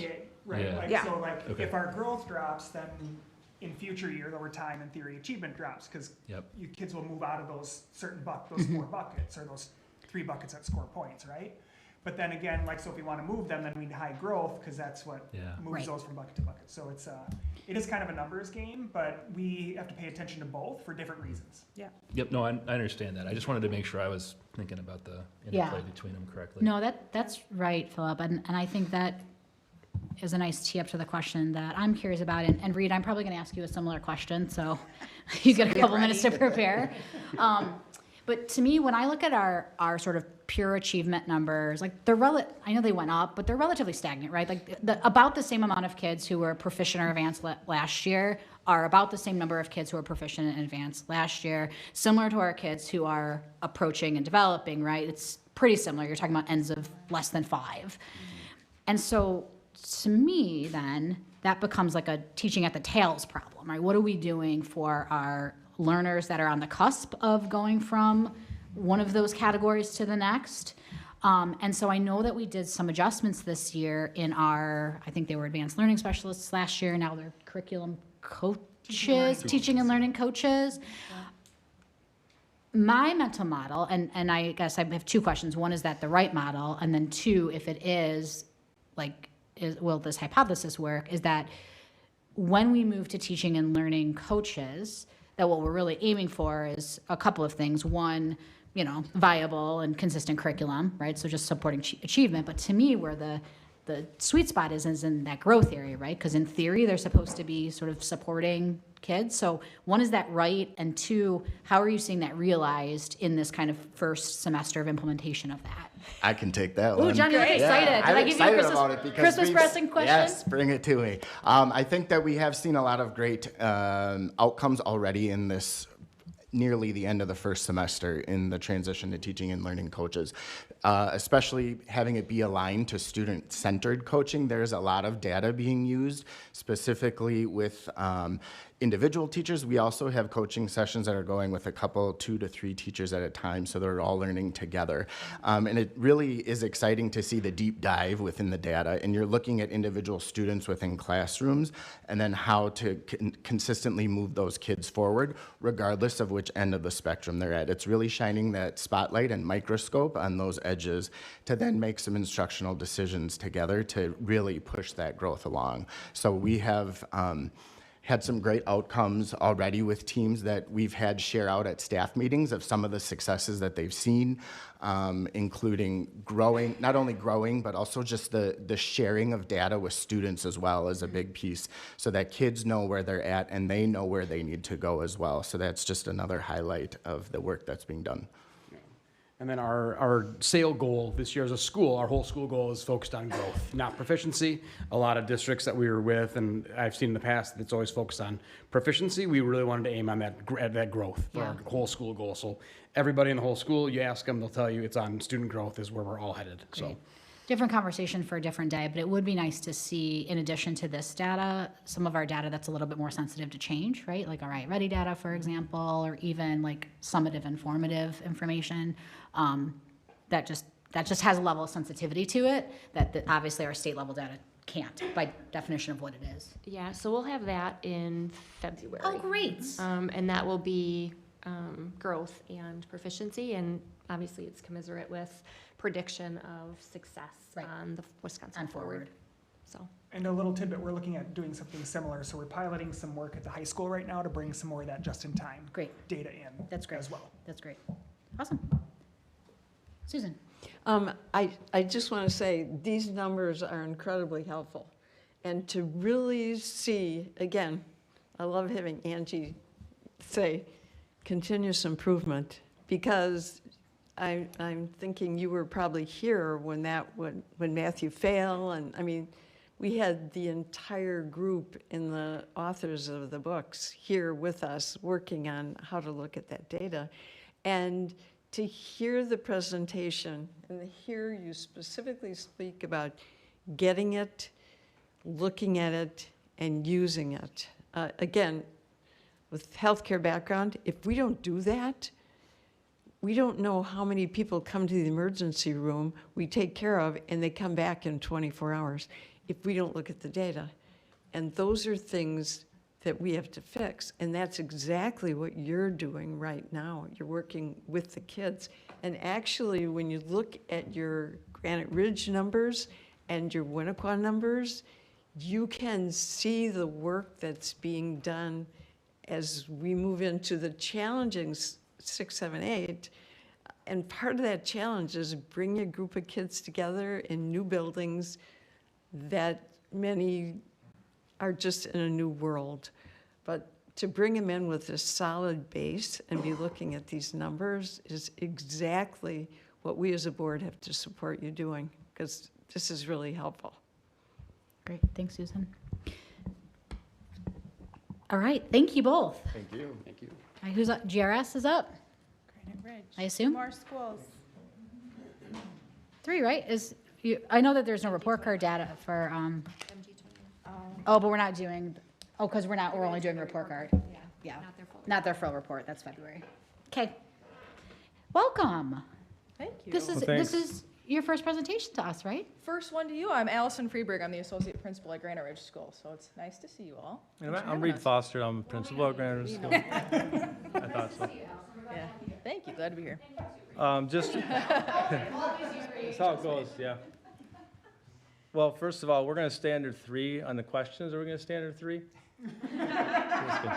Anyway, just kidding. Here we go. So, Granite Ridge School, we're excited that our score went up. I mean, that's always something that we do expect.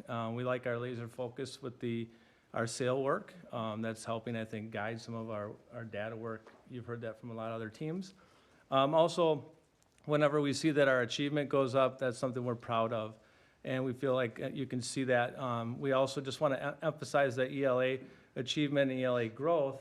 And then you look at our 3rd graders as a subgroup, they grew the most out of all of our grade levels at our school. And I think part of that is the adoption of CKLA. And then you got to give credit to Taylor Prairie and Cottage Grove School. That foundational work that they're doing with that curriculum has just been like really helpful, I think, as our 3rd graders come in. We're noticing that. So that score matches for sure. What we're looking at is just a few things that we want to focus in on. We're always looking to grow. I mean, if we feel good, we don't feel great at that exceeds expectation, we'd like to even move that up to a 5. We believe that we have the possibility to do that. We also feel like some areas we want to focus in on is that math area. You've heard some of the questions already, but really setting up some plans, and Alice is going to talk about some of our action steps that we've already implemented, but then you've heard Angie talk about some of the more grand things that we're going to do with math, working with the MLSS system. So we're excited about that. And then, we are always looking at our subgroups as well. And that doesn't show up on this, what you see, but we do think there's a possibility for us to make some movement with some of our subgroups, especially our students that receive special education, that we can focus in on that with that team of folks. So Allison's going to talk a little bit about our some of our action steps, and then we'll bring it down. Yeah, your value adds are solid. Yep. The value adds for Granite Ridge are solid, though, in ELA and math, which is nice to see. Yeah, really positive. So as Reed mentioned, we've got a lot to celebrate. We've also got some areas of focus, but these scores just don't happen by chance. And we've taken a lot of action steps, not over just the last year and this year, but over time in order to kind of get where we are and to continue to see the growth and the achievement that we're looking for. You've heard a lot of people talk about our curriculum implementation over the last few years and that core curriculum. We implemented math 4 years ago, and now we're into year 3 of CKLA. And it can take up to 3 years for a solid implementation of a curriculum when we're really starting to see those gains happen for us. A little bit of the journey for us at Granite Ridge also came down to last year. We worked really hard to help teachers implement data protocols routinely into their weekly C3 meetings with teams, and to really get those systems and structures in place for teachers to feel comfortable looking at data and responding to that to make instructional decisions in their classroom. We also knew that coming into this year, we really wanted to focus on having that time for targeted instruction to really kind of meet those edges of learners. We wanted to have that built into teachers' schedules. So we proactively proactively built that intentionally into teacher schedules for this year for both ELA and math, so we could give dedicated time to that in addition to the core curriculum. Through our MLSS work this year, we really have been focusing on that targeted instruction through small group work, and we really wanted that to be our main focus to really impact that growth and achievement. So not only did we build that into our schedules, but we really made that the focus of our professional learning this year for our staff, for both reading and math, focusing specifically on the science of reading work, as well as for math fluency.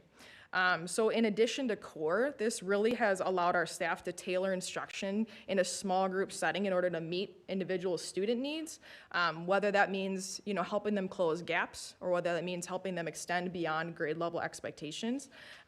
So we're really proud of the work that we've, you know, been doing. We know we've got more to do, but we're really excited to continue to see the positive impact for our students through, you know, these intentional actions.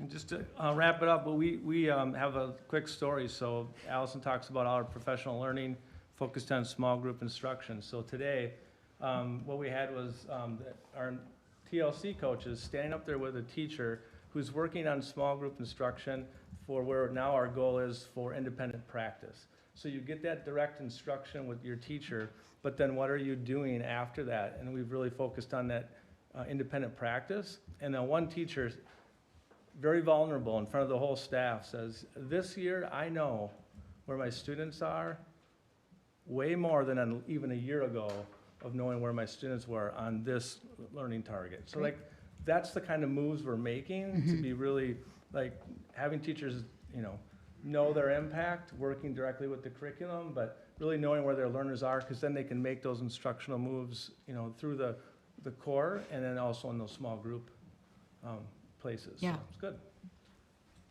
Questions for Reed? Or Allison. Or Allison, sorry.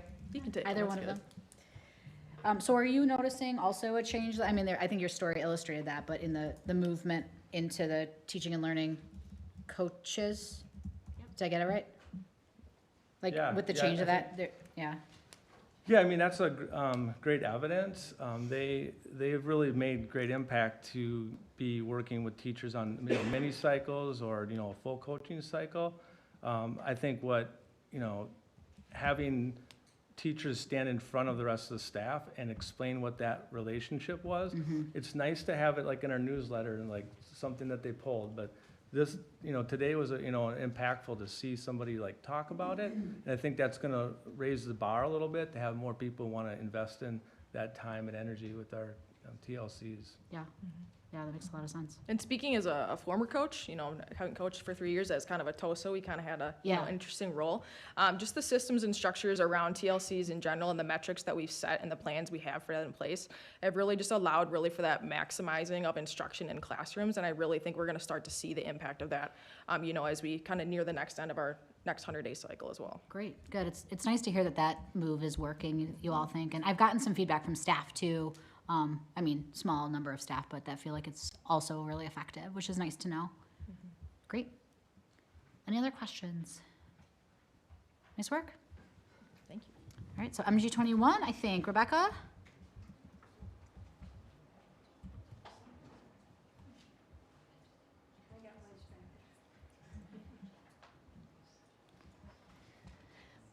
Hi, Rebecca.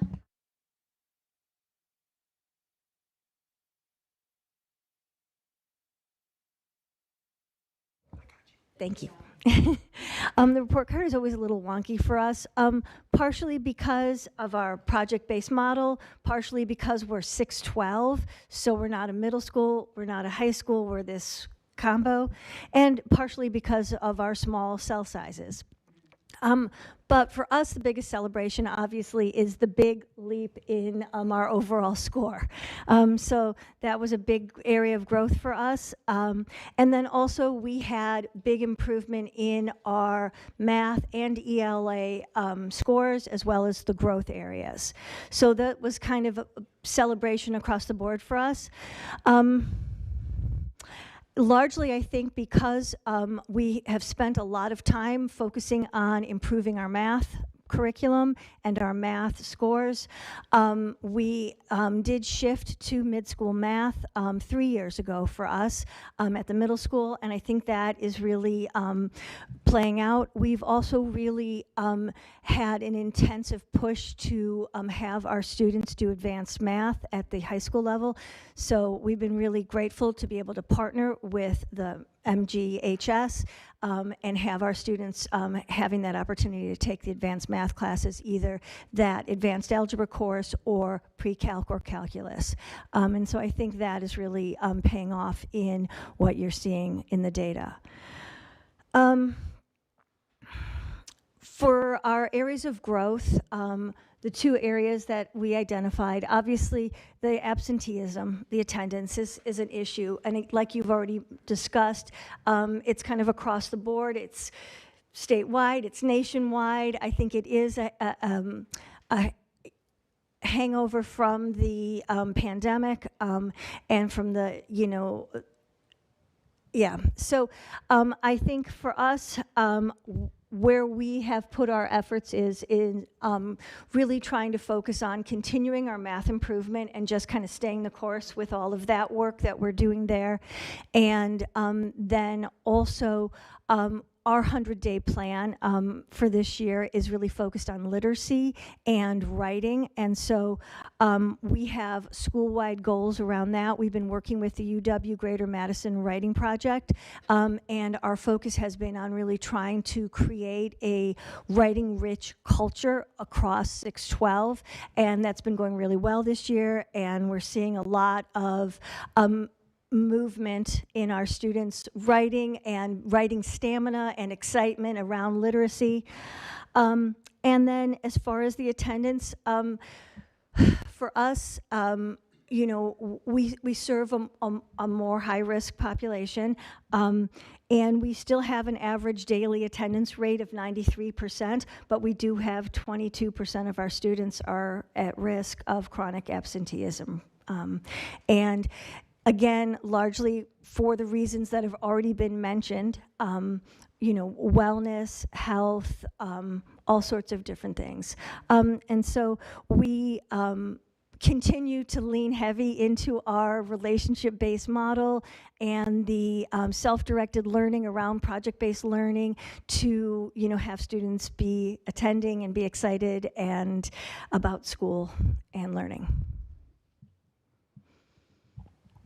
This is great, Rebecca, and I have similar comments, I think, from me to you that I shared with Chris, although I think I'm a little probably less harsh to you than I have been to Chris, but this idea of, the things that happen at MG21 are great, and, right, it's a learning institution, and so what does it look like to really move on, important benchmarks and metrics, and so it's really wonderful to see this significant jumps, and I think that you're right. I think, sort of thinking about core curriculum, thinking about access and what does that look like, makes a difference for our students. So thanks for taking that seriously and doing the work. And these numbers look really, really great. And I'm excited to kind of see you all kind of keep your foot on the gas and maintain the integrity of your programming while also thinking about what are the standards that we want all students to leave whatever institution they're in when they're done with us and moving on to their college or career. So thank you. Absolutely. Yeah. Rochelle. Sorry, Susan, I beat you by just a second. I also want to commend you on seeing these scores go up and also being willing to pivot and find something that works for your model, yet continues to give the kids more of what was not maybe part of the previous math program. And I just wanted to just kind of make a comment where I teach at Madison College, and we've had problems with our students attending as well. And so I just realized how important it is what we're doing in the elementary and middle and high school to prepare these students for continuing education and whatever that is, because it always kills me to give students F for not showing up, because that's going to follow them. So whatever we can do, I think, is really, really important. Absolutely. I think that's, such a huge issue, is trying to kind of address what's the barrier, why isn't that student attending, what can we do to address whatever that is, and try to make things work for the student. Yeah, the other thing that you alluded to but didn't necessarily mention, along with your work with your math, I know that you've used math tutors, and the feedback from at least one of those individuals in the work with the students has been incredibly positive. And this is actually a former MG student that's working with this group and doing the tutoring. And again, providing that the access to other programming, and I know we talked about it today, but that's, students that are able to go up to the high school and do programming at the high school. Again, one of the things, particularly at graduation, that you can see so clearly is identifying and looking at each individual student, addressing needs, looking at the data, and trying to meet their needs in each and every way. And I just have so much respect for that program. Thank you.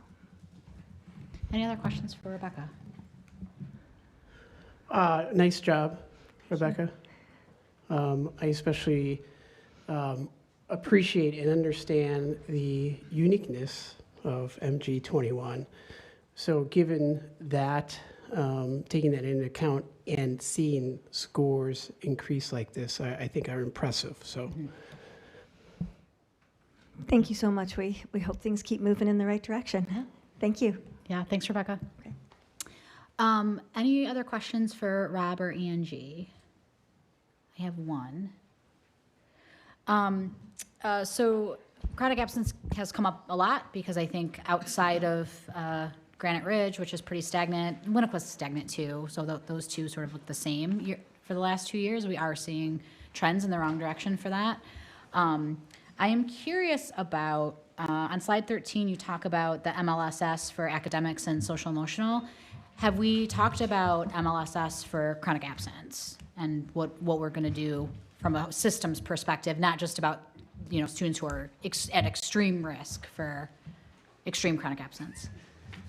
I'm sorry, I'm used to doing this by myself. I love it, Rob, because you look so happy, and it's nice to have. Because we have an answer. Good. We do. Yeah. Yeah, They're not meant to be hard questions. So just as we're working on MLSS for the academic piece, we're also working on building systems of MLSS for behavior, and that includes attendance, right? Okay.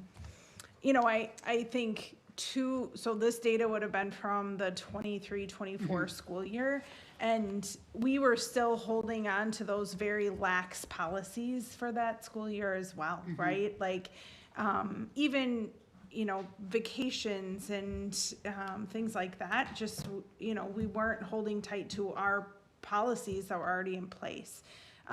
So I think we've made some progress and really tried to communicate with families the importance of being in school. And, we're not just holding these policies because we feel like it, right? This is why it's important, and really trying to increase that communication. So I also would say, I know in every building they're having very regular communication and making some very intentional plans around students who have already shown chronic absenteeism, and as soon as they start to fall in that bubble, doing that reach out and partnering with families to help them understand. So yes, it's going to be part of the MLSS system, and we've already started to put some systems in place for it. So great, thank you. Thank you very much. This was great. We look forward to seeing you back in February. Thank you. As they wrap up, I just can't give enough kudos to our leaders and our staff for really leaning into this data when it came out last year, and really rising to the call of proficiencies align that we want to get everybody over, but we have to grow every student, and students who are striving learners have to grow faster than everybody else to get there. And so just really grateful to the team that we have and all of my endless conversations with them about what their data looks like and what are we doing and how are we making sure that we're delivering on our promise to kids. So thank you for all of your work, everybody, and I hope that you all feel really proud of the work that's here to be done. And I feel like we're in a really great path towards continuing to grow it. So, little proud mom moment. Well, good. Everyone's working hard. All right. Discussion item number 2, which is the 2025-2026 10-year capital project plan, which I believe is you, Kristen. So in Board Docs, microphone. Yeah, can you put your mic on, please, Kristen? Bye, everybody. Happy holidays. In Board Docs, I have a summary of our capital project plan, but I wanted to delve into a little bit more of the details of the plan itself and explain with context what's in the detailed plan. I didn't want to upload the full plan without having that context. So the summary that's in Board Docs is these first 11 rows here, and it's by year, and it's by building, and it breaks down the different costs associated with the year and the building. And you can see in 25-26, we have the 1.3 million, 5.2 million, and so on. We do have the detail for each individual school on the tabs associated with that school. So for Cottage Grove, we have everything broken down in pretty specific detail, including by year of what the end of the useful life is. So that data is pulling into this summary. So we have it all. It's just a lot of data and hard to present in a presentation like this. So at the top, we have those categories in terms of what we have to spend. I did also put together a snapshot of funding sources because we look at our 10-year plan, and that's $44.6 million over 10 years. And we've had a lot of conversations about our financial situation and where we are just from an operating perspective, a debt perspective, and then looking at, okay, we have all these $44 million worth of projects that we need to address as well from a funding standpoint. So I tried to look at, okay, how could we fund it? Because when we look at, some options, we could issue more debt. However, any debt that we issue reduces the amount of money that we have for operating. And we'll discuss this at F&O this week. We'll have our 26-27 5-year financial forecast, and we'll show what it looks like in year 3 out and 4 out and 5 out from just an operating perspective. We have some deficits coming forward, so we need all the money that we can get in operations to pay for our operations. So that that is one option, but it comes with some consequences. Could we go to referendum? I don't know about the public and their thought of going to referendum. Going to referendum increases our taxes. Our taxes had a pretty significant impact this year. So those 2 options are not the greatest. It's tough to swallow. Could we do it? We could. Issuing any debt, considering the financial position we're in, will likely result in a downgrade of our credit rating, which will then lead to a higher interest rate. So we're going to be paying more interest. So, those are options in terms of funding, but things that I've tried to stay away from and look at, how can we do it within our budget. So for the 25-26 year, we have $1.3 million. We can cover those costs in this year. Moving forward, can we set aside $2 million in our operating budget to address those? Our Fund 38 debt is going up $200,000, so that is basically a decrease in what we can pay towards our projects. We do anticipate some revenue from a TID closing in the village, and we anticipate about $100,000 reduction in our health benefits for our Tier 1 staff. So we don't offer health benefits as a retirement benefit any longer, but we have some staff that are still in that are falling off every year. So looking at the 26-27 year, we have almost $3 million identified as capital project needs, and only $3.6 million in identified resources. That leaves us with a gap of $1.7 million. So that, and going along through the funding resources, we look at, okay, can our operating budget go up to 2.1 million because we're gonna take the 100,000 from the previous year and add it to the budget and say, we're gonna set that aside?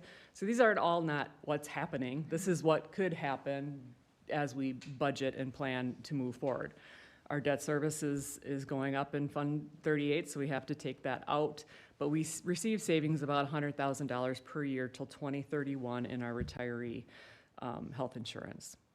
Then in 2032-33, we pay about $1.2 million a year for our Tier 2 retirement benefits. Those are TSA payments directly to retirees. That again is another phased out benefit, but we're obligated until about the 2032-33 year. So again, adding that savings then to operating budget to, as we flow through the years to try to come up with a strategy for funding, which again, estimates $33 million. So we have $44.6 million identified as costs. We could potentially fund it, $33 million. We have a gap of almost $12 million. So wanted to look at it from the perspective of what costs do we have, what potential funding we have, and then where our gap is. We've had a lot of discussions about Maywood. The board did ask for an update assessment. We did that. That is attached to another agenda item tonight, identifying specific areas within Maywood that need to be addressed and which years they need to be addressed. You'll see in 26-27, that's that first identified need. I will say that we have things that are at the end of the useful life, so that date is a placeholder, but it could happen at any time, so we need to be aware of that. But again, that detail is also here on the tab. It is in the Maywood assessment that's attached to another agenda item, so you can see all of the areas of need for Maywood. Looking at Maywood specifically and the district office and MG21, from a 10-year look at what we need to invest in those facilities, that 2.8 million is next year, 3 million the next year, for a cumulative total of $11 million. So almost what the gap that we do have when we look at projects versus funding. Taking that out then is the final line, looking at what our gap would be, which is $330,000. So fund a 10-year capital plan is required to be approved by the board if we want to have a Fund 46. It's a capital project fund that allows us to build up a balance in that fund and spend money on these projects without it affecting our aid position. We don't have a Fund 46 now. Once you establish it, you have to wait 5 years. You can't spend anything in 5 years. So my recommendation for the board would be approve a project plan, because we have to have a project plan that outlines the projects that can be spent out of Fund 46. At the January meeting, pass a resolution to establish a Fund 46. And then we wait 5 years until, but strategically fund Fund 46 in anticipation of funding the projects. We have to do that pretty conservatively, because once it's in Fund 46 for projects, it can only be spent. You can't take it back. You can't say, nope, I'd like that money back. It's for projects. So that would be my recommendation. Questions for Kristen? Yeah, Eric. Kristen, so looking at these numbers regarding Maywood,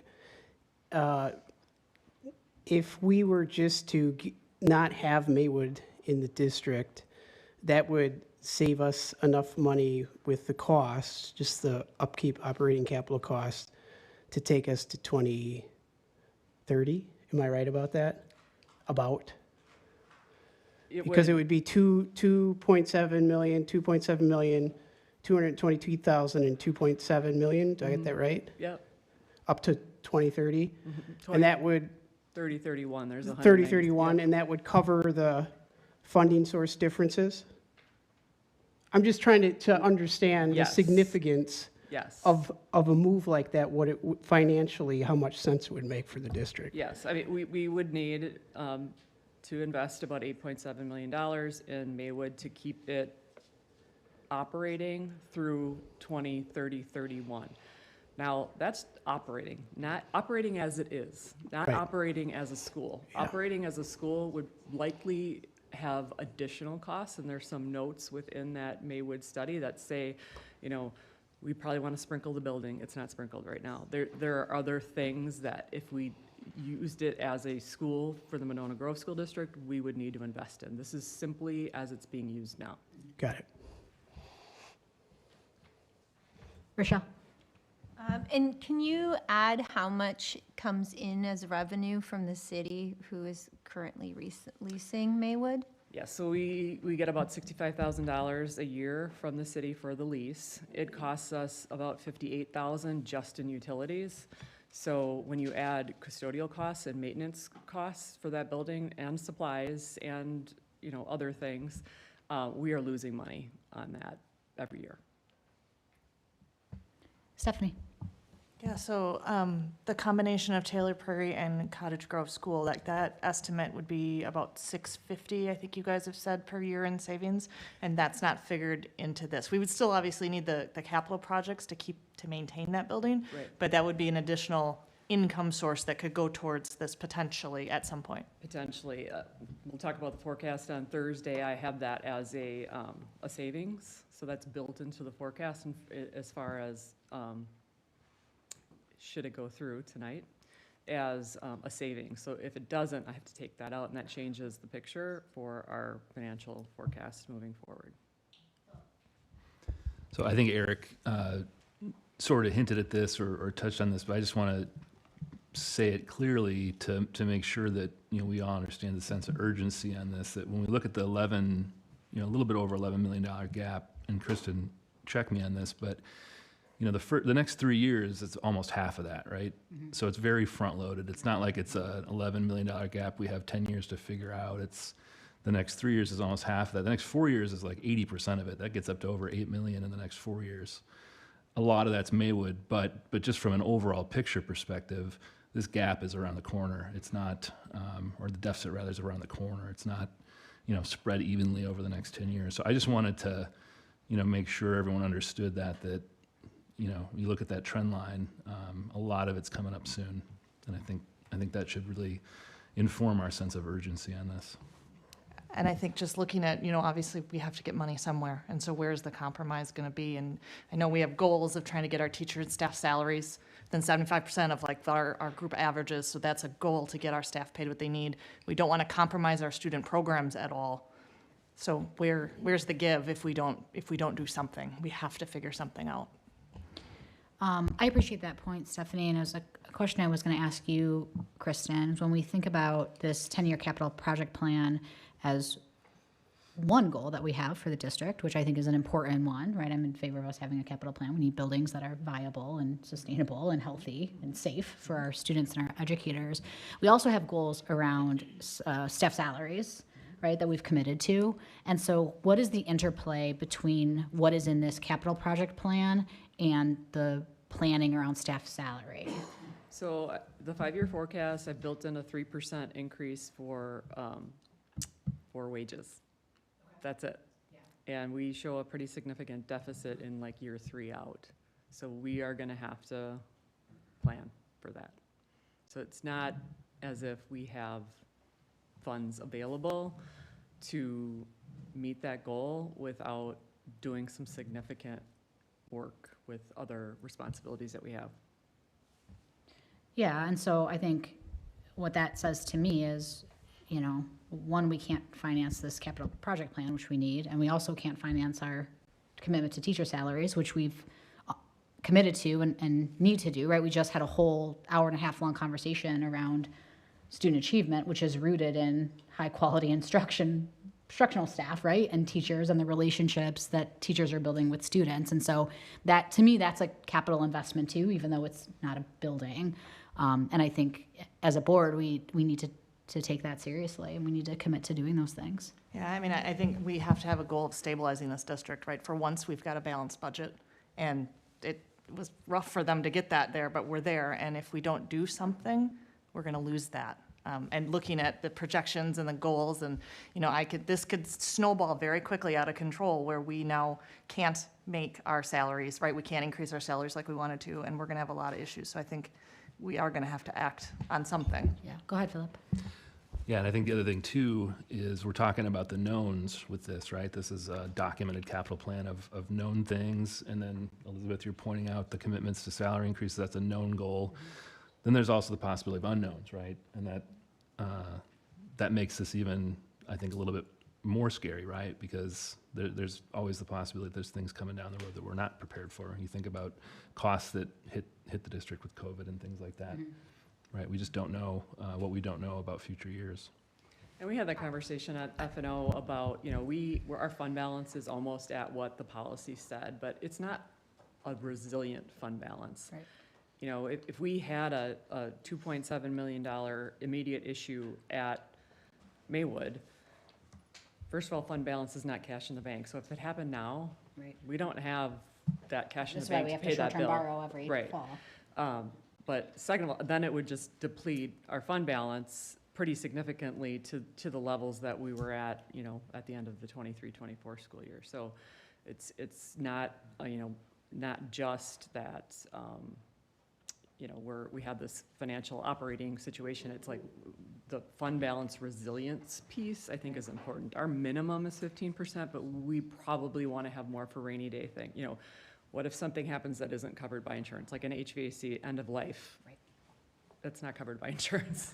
And I think, sorry, real quick, we clarified this at F&O, but the fund that we could potentially establish on the heels of this capital plan, we couldn't use for rainy day, if I remember correctly. That's only for plan stuff? We can use it if it's on the plan. So That's what I mean, though. If it's yeah, surprise, if we not, weren't yes, prepared for correct. it, that needs Yeah. to come out of the general fund balance, Yes. not the. Yes. And I think that's an important thing to Yeah. understand when we talk about wanting that to be Yeah. a larger fund balance. I think there's Could the board approve an updated plan with that in there?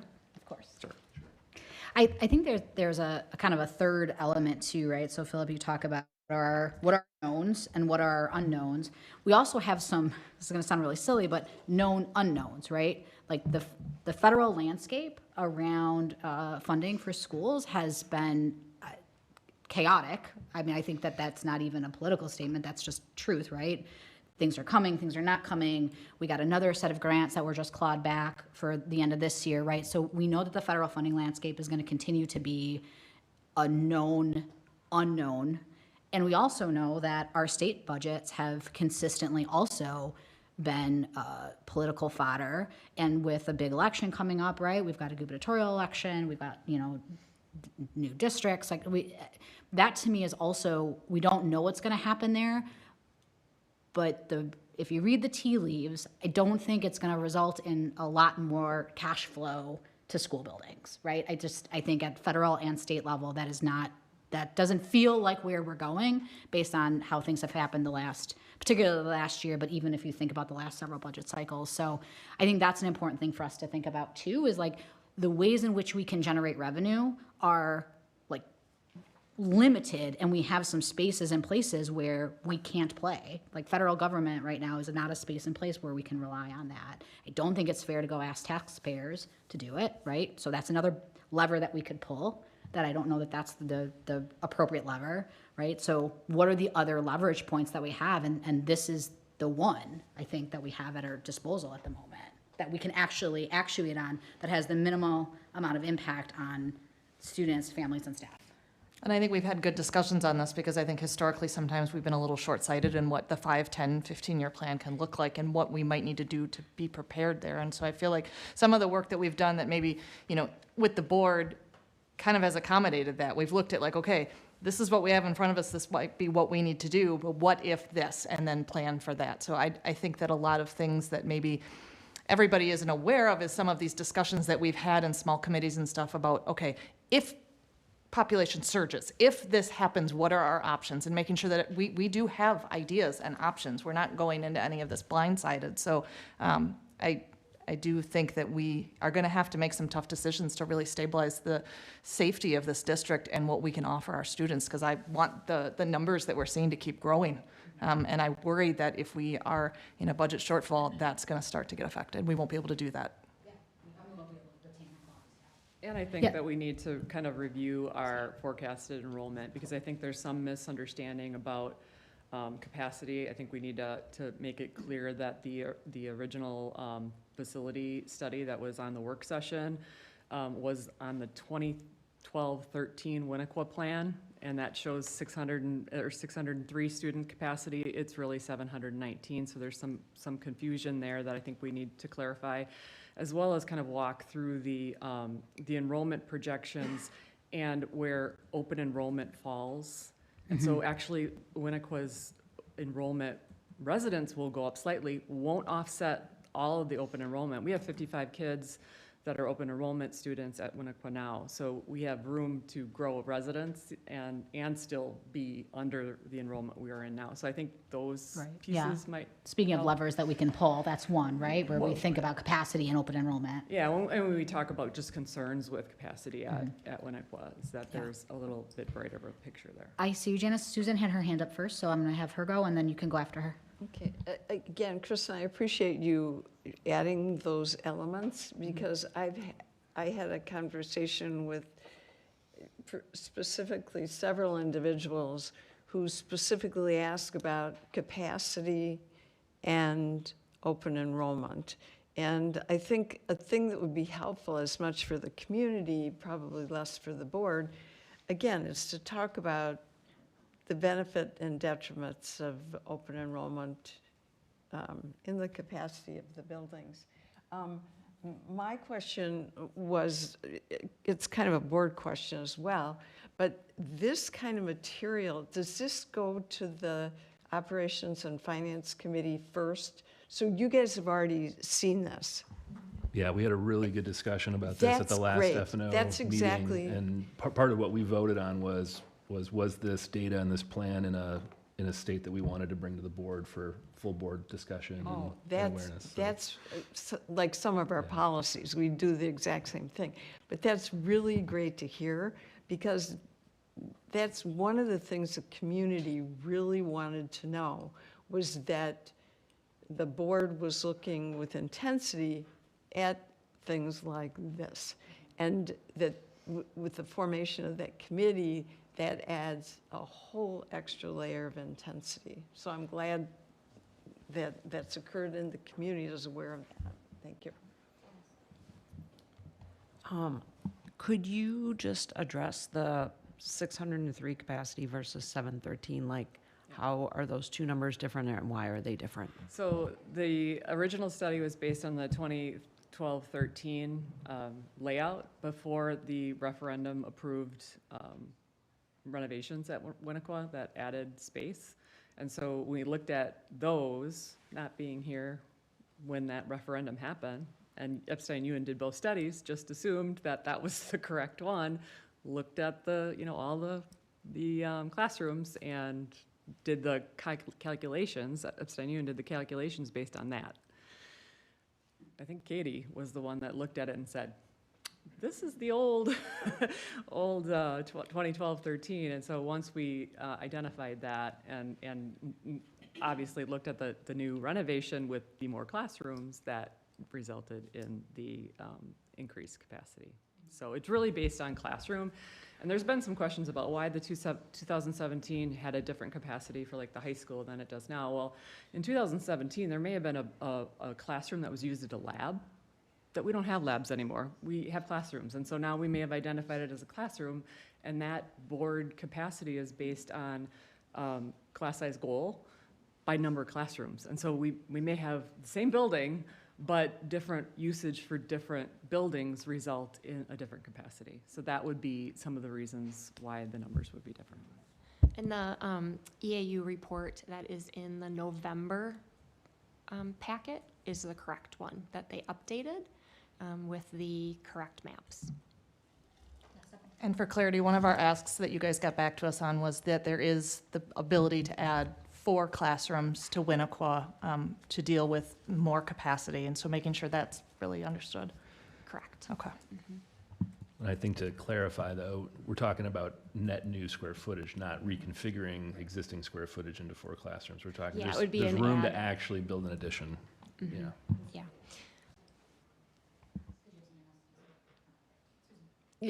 it was my impression that that is a factual piece of information we've received from administration, but we've also received, I think, important information from the staffing at Winnequa School, several, who feel that the 4 rooms, and again, to get hung up on 4 rooms is really short-sighted, but to look at 4 rooms and say, oh yeah, you could put a whole bunch more kids in there, and yet they're currently being used based on staff input for really critically important student activities.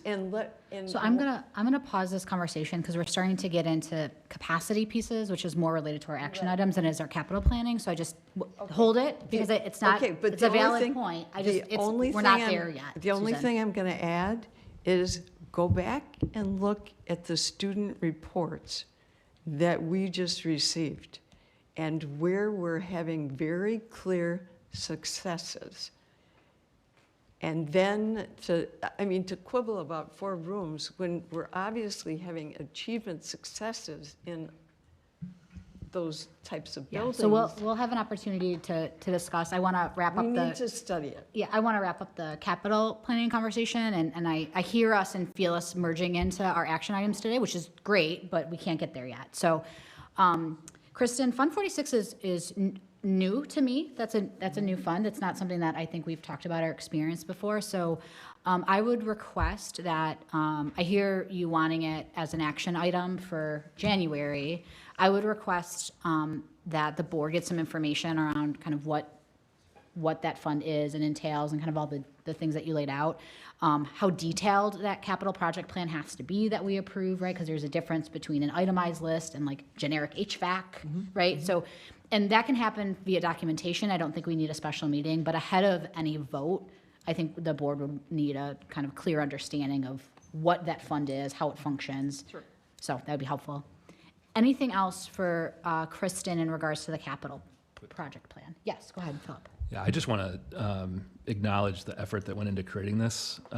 Kristen and Bill Miller put a lot of time and effort. There's a lot of information in this plan to get to, to be able to distill it down to the numbers and make it as consumable as it is for the board. And so I just want to acknowledge that effort and share my gratitude for the work that you all put into making this happen. Very well said. Thank you, Philip. Great. Thank you, Kristen. We'll talk again about this in January. Can you approve the capital plan? It's a discussion item. Oh, never mind. We'll do that in January. Yep.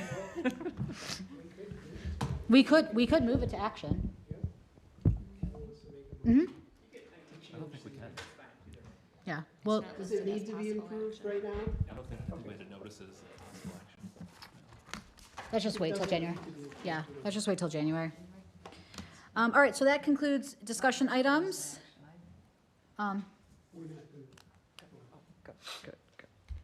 So next up, Rob and Mitch are back for the 2026-2027 secondary course proposals.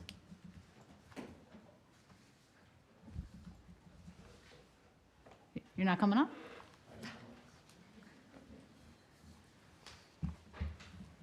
Chris too? Did Chris go?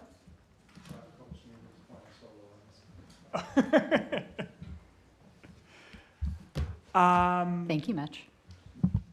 So tonight, bringing to you procedure, well, it's not just procedure, but this time every year, we'll be bringing to you course proposals. Goal next year is to bring it to you a month in advance of this one, but this is a timeline that we've have been using in the district, and also being new to the district, it provided another month. I don't know that I would have been able to bring it to you a month ago in working through this process.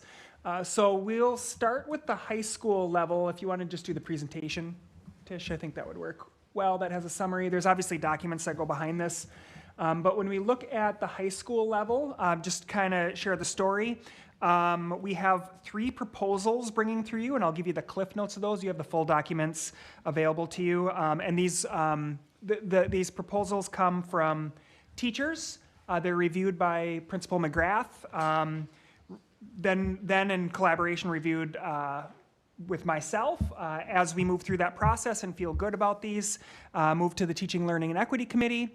And the ones that you see in front of you tonight have been suggested to move forward from the Teaching, Learning, and Equity Committee. Any proposal that isn't moved forward, obviously there's a conference with those teachers with rationale and or next steps. And Mr. McGrath had those meetings in this case. So 3 proposals, statistics and data science. I'm going to walk through some of these together, which is why I have them on one slide. So you'll see statistics and data science is a new course. And that would be, it's from our math department. And the conjunction with that one is moving math reasoning, which is a dual credit course, from a 1 credit to a half credit. And then statistics and data science would be a half credit. So they're not, students could take both of those courses. The recommendation from actually Madison College is that math reasoning is a half credit, like a semester course. A lot of schools run it that way, and we're kind of stretching that right now to a year, so offering a benefit. This conversation was one of the first things Mr. McGrath caught my attention about. There's been a few-year study about offering another math class after some changes were made when advanced algebra became a mandatory, like that the three course pathway. And then there was this, okay, so what else are we doing then for that 4th year?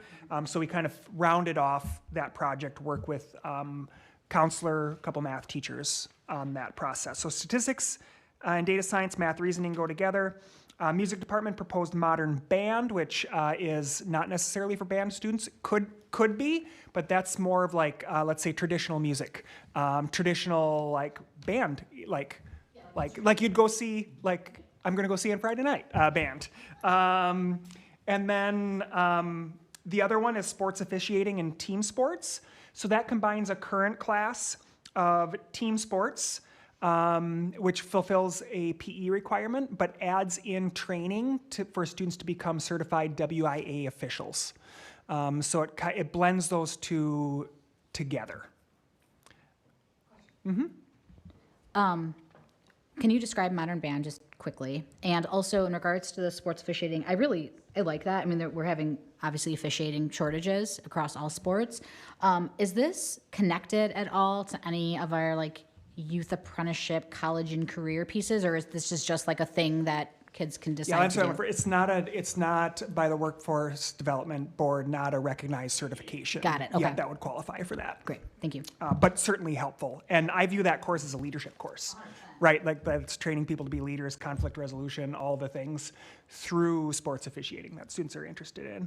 And modern band would be things like guitar, bass, drums, keyboards, like that sort of thing that students might be interested in that aren't traditional band, orchestra types of interest. May not have had any experience in music up to that point as well. And I think we touch on that in some of our great like general music curriculum, like some of those types of things, and then what's the path afterwards. So excited for that one. The removals column, looking at that, all of those have been offered in the past, but we did a 4-year study of enrollment, and we flagged, Principal McGrath and I flagged some courses that were either under-enrolled, right, like running with low numbers, haven't run because they haven't seen things running inconsistently, and we have a long list, and some of those are remaining on a watch list, but we collaborated with the department coordinators who collaborated with their departments just to say, like, how do we want to do this? Like, do we want to try to give it another run and do some recruitment for these courses? Is this something that students aren't taking because we're not finding a lot of value in it, or they're not finding a value? And so drawing and painting 3, which will have to do with the art department sequence in a moment. Advanced computer applications, climate and weather from science, advanced graphics from our tech ed, and topics in the Spanish-speaking world have either not run or run inconsistently, or were one of those classes that ran with like single-digit type of numbers, and those departments and coordinators were comfortable with not moving forward with. And then we'll repeat that process this spring after students register to see some of those other courses that are on a watch list if we want to make changes with those. Our ultimate goal, and what we talked about with coordinators with that, was we want 90% of the courses in our course guide to run in any given year. And we were kind of in the, like, I think it was like 83% or 85%. So we want to get closer to that where a student we can't guarantee everything, but we can reasonably predict that if the course you want won't run, at least its alternate will run. And that's where we'd really like to get to. Any comments on that, Mitch? Nope. Perfect. All right. Summed it up. All right. Most of them had not run. I think climate and weather was the only one that actually ran last year. And then revisions, obviously I mentioned math reasoning, that's tied to the statistics and data science. And then the next slide, Tish, if you would, just has a revised high school art sequence. So the changes are in blue, and so that's where that one removal comes from. A lot of them are name changes, and then just being more clear about those pathways. I worked with, Art happens to be in a review this year, so I was meeting with them early, and then they had those same concerns about what's running, what's not, what could be run together. So we just took had a lot of conversations about pathways, naming courses, so sculpture, changing to sculpture from 3D art, because kids thought they were gonna do like big metal art, like it just wasn't the class, right? So just clarifying the title, because kids didn't read the description, because why? We looked at the top level course outside of AP being named advanced consistently across the board. And then if there wasn't level 2, we removed level 1. So it's just a little bit more consistently applied across the board. And then as I mentioned, we looked at remove drawing and painting 3 because it's already a robust pathway. When we look at drawing and painting 2, advanced drawing, advanced painting, and then by the way, advanced courses students can take multiple times.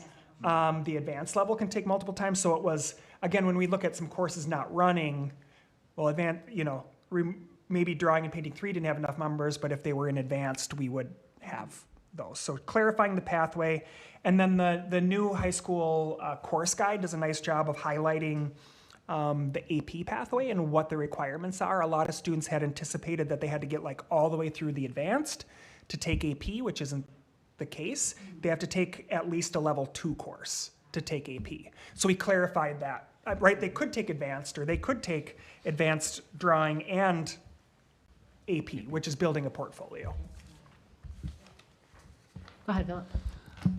So you addressed with the removals that lack of interest was a component.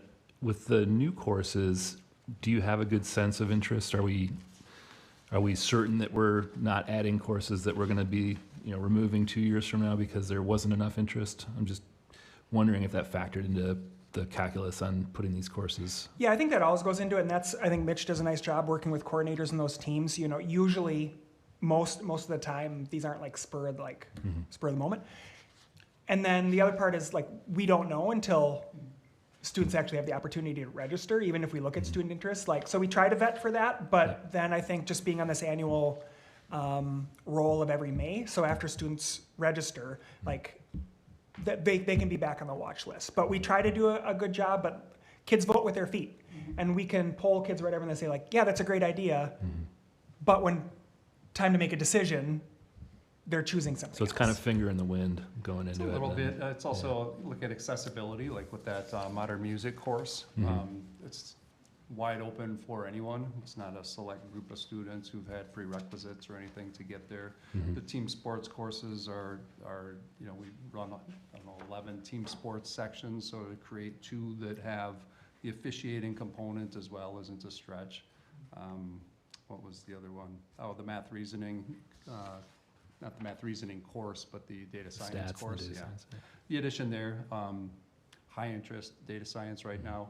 And as seniors thinking about, if I want to take a full year and a combination of those 2, that would make sense. That one's not surprising at all. And again, a theme of 90%. We have dipped under. We've had traditionally more than 90% of our seniors taking at least one math course. And we've dipped below that without having some varied offerings with this switch. So we want to try to get back to that. Janice. So question about the modern band course. Is it a semester or a year? It's a semester. And then if kids take that class, it seems like a class that, you know, you're being creative in. Say like one time you take it and you're like, I learned the bass, but you want to take it again and like learn the keyboard. Is it a thing that kids could take multiple different times? That's the current design of Modern Band. Is yes. it? Yeah, Okay. that's the current intention from the teachers teaching that. And again, I think, Janice, that's one of the things like we'll learn. Like, is it going to be a 2-time? We don't know at this point, but right now, like just thinking about the design of the course, but right now, yeah, it's multiple times. I would add that there was a course in music, jazz band was proposed, and that is, for lack of a better term, tabled at the moment, not denied. We're doing some investigation on that this year because that impacts two things. There's co-curricular jazz band, so how do those two work together or not work together? And I've had some conversations. And then the other part is it requires concurrent enrollment in another music class. So it wouldn't just take jazz band, it would have to be in band, choir, or orchestra. So just taking the year to investigate the implications of those so that as I bring you potentially bring you that course in the fall, I would be able to answer those questions for you. I've reached out to other districts already, met with the department, looking at a student survey and that idea to see like what would they not be taking? Would they still be interested in the co-curricular jazz? Would they just want to take the other jazz? So just looking at those components so we can be informed and not make any unintended consequences. And again, that one, it just has those two parts of impacting a co-curricular program and then having basically be the only course that we have that requires concurrent enrollment, which I think could be like, okay, we just have to know what those impacts are. Janice. It's funny that you say that, but actually the youth apprenticeship. That's fair. Yep, has the work requires time. concurrent. Yep.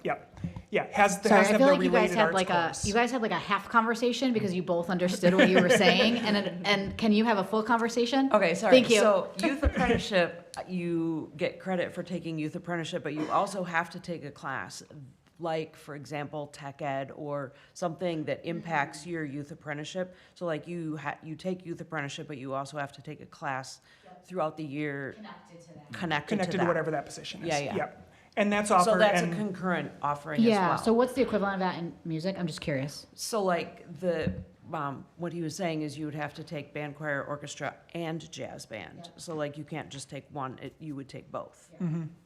So just looking at that, and that's valid, and just looking at like, how can we make that work feasibly for students? Because like youth apprenticeship, some of those related classes are in the evening at another school. Sometimes the work component is outside the day. So, and I don't think having the concurrent part like for mine is a deal breaker by any means. I think we just want to know the impacts of that before bringing it back to you. Thank you for elucidating Having the conversation. elucidating the conversation. It was actually really impressive to watch. Yeah. Like you said about a word and a half, and you said like about a half a word, and they were like, okay. Yeah. And I was like, what happened there? But I appreciate that. Thank you. So I would recommend that the pathway, that first slide, and I think TLE made that recommendation as well, that we approve those. They are currently, are the removals and the adds in the guidebook with a caveat of that could change if that's not approved tonight. They're in with asterisks. Susan, I see you. I just, again, wanted to ask a little more clarity about the math reasoning class. So before, I mean, again, I'm not really sure what that class is or teaches or does, but it currently is a full credit year course. Yep. And you're moving it to half a year. So what effect does that have on a student who's feels they need a certain amount of math to do whatever they're going to do after? Yeah, so that's a dual credit. Most schools are already running that, and so based on the prescribed curriculum we have, the teacher of that course really feels like we're stretching that out, like to make it a full year course, when we could really make it a semester and provide students more opportunities, either in math, or modern band, or business ed, or whatever that might be, or youth apprenticeship. Do you offer another? Basically half-semester math course, so they could take this and another course? That would be the new course, the statistics and data science. That'll be a half. Okay, okay. Yep. What was I going to say? Yeah. So that would be, they would be able to then take a full year by taking both those courses, but also be able to take either one. And just like math reasoning, we feel comfortable with moving that to a semester. A lot of that curriculum, not all of it. It's a dual credit, so we're locked in. But there's a lot of repeated concepts from advanced algebra as well. So like accelerating through that to some degree it's not like we're going to be rushing through that content. Rochelle? No, I was going to see if anyone had any questions. And also, I think there is some kind of Christmas caroling, toy or something that's happening behind the door, but it's locked, and so there's no way to stop it. So we're now just going to have intermittent Christmas carols for the remainder of the board meeting. So That's future modern band. that's what it is, right? So enjoy. Go ahead, Rochelle. Okay, well, we got to see these at TLE, so this is not my first time, but I said this at TLE as well. I think the way that you've worked alongside with the art department and rethinking those titles of the courses is really smart. And I think having some of those sections merged is really smart too. And then also, from my understanding, the new proposals are done from the teachers, right? And so it's coming from people who are excited about teaching these courses. So I think that will also be shown when they start happening, and hopefully the buzz will continue in the students. Definitely came from the teachers. I think we worked hand in hand and had some advanced work on the math part, because that was a multi-year like solutions oriented, but we started right away with that in July. So. Any other questions about high school courses? Thank you. Thanks, Mitch. All right, You can go sit back down now. Thanks for coming up. If we go to the middle I level, think Tish, do you want to do them all together? I'm assuming that'll be okay, like all proposals together for a motion? Okay. Sorry, I didn't look at the suggested motion. When we look at middle level, I gave you a course matrix that's in there, and it looks long, but it's literally all the courses in the course guide. And I did that just for this first year at least, just to kind of see some things, because there's a couple complicating factors this year. So when we look at proposals, there's new electives proposed, again, came from the teachers. Principal Langer met with those elective teachers to try to drum up some suggestions. And the goal of these proposals is to create odd and even year courses, which was a practice, was maintained in art, but not in some of the other areas. And 7th and 8th grade electives are run together, but even if they're run separately, if we're running the same courses for 7th and 8th grade students every year, we run out of things of their interest to do, or students have taken everything available to them in that period and end up in perhaps like a guided study or repeating a course that isn't really designed to do that. So really looking at going odd and even year, which is why you have the matrix. It just lists what would be in an odd and even year. But we would be adding advanced computer applications, digital media and design, Work It, which is a work like learning about the workplace, resume building, that sort of thing. Introduction to Design, and then American Music Through Time from our music department. And those would all be right now scaffolded opposite of something that we currently offer. And again, we're designed by teachers, and with the insurance that like you don't need one to take the other. So like 7th and 8th graders would be able to take it one year. The next class, 7th and 8th graders would be able to take that. The revisions are again, just moving what we currently offer every year to even years or odd years to develop that pathway. And then like thinking about our teachers too, that allows teachers this odd even year. You're going to teach a different course every year, but you're going to teach the same course, right, to 7th and 8th graders in a given year versus having to plan something for 7th graders, something for 8th graders, something for 6th graders. So it hopefully helps develop those courses. The other revision is child development. Currently that class, just bringing it for you, it's a kind of a curriculum revision. Our course guide has in there that Red Cross babysitting certification would be provided. We haven't been able to deliver that consistently. because that requires pretty intensive certification for the teachers and then cost on students. So we're going to continue to provide that type of training, but not give the actual Red Cross certification to students, nor charge them the fee for that. Principal Langer and I will work for next year to see if with Red Cross or another provider to like offer that somehow at the middle school, whether it be after school, before some other avenue. But we haven't been able to consistently deliver on it. There's a maternity leave, there's a new teacher, there's whatever it is, and we're not delivering on the promise. So that's our middle school recommendations. Questions about middle school? I have two. One is about quarter classes versus semester classes, and can you just talk through a little bit how that's determined? Like why class, like a foreign language, for example, would be a quarter versus a semester? I don't know that I can talk into depth in that. This will be my first go-around with scheduling at the middle school, but some of those have to do with like the depth needed for future courses. Okay. So courses that are like just introductory in nature, we can generally offer as those quarter or like every other day for a semester courses where they're like building prerequisites, like a foreign language for to prep them for, like French as a 8th grader would require more time, more seat time. That makes sense. Second question I have is around guided study, and sort of we've gotten some feedback from families around guided study and sort of its utility. This is my first experience with a middle school student, and so my first experience with guided study as well. Can you talk a little bit about kind of what is the purpose of it, and then how are we structuring it in a way so it's meaningful to students, particularly if students end up in it when they haven't selected it, which I think it sounds like is happening fairly regularly.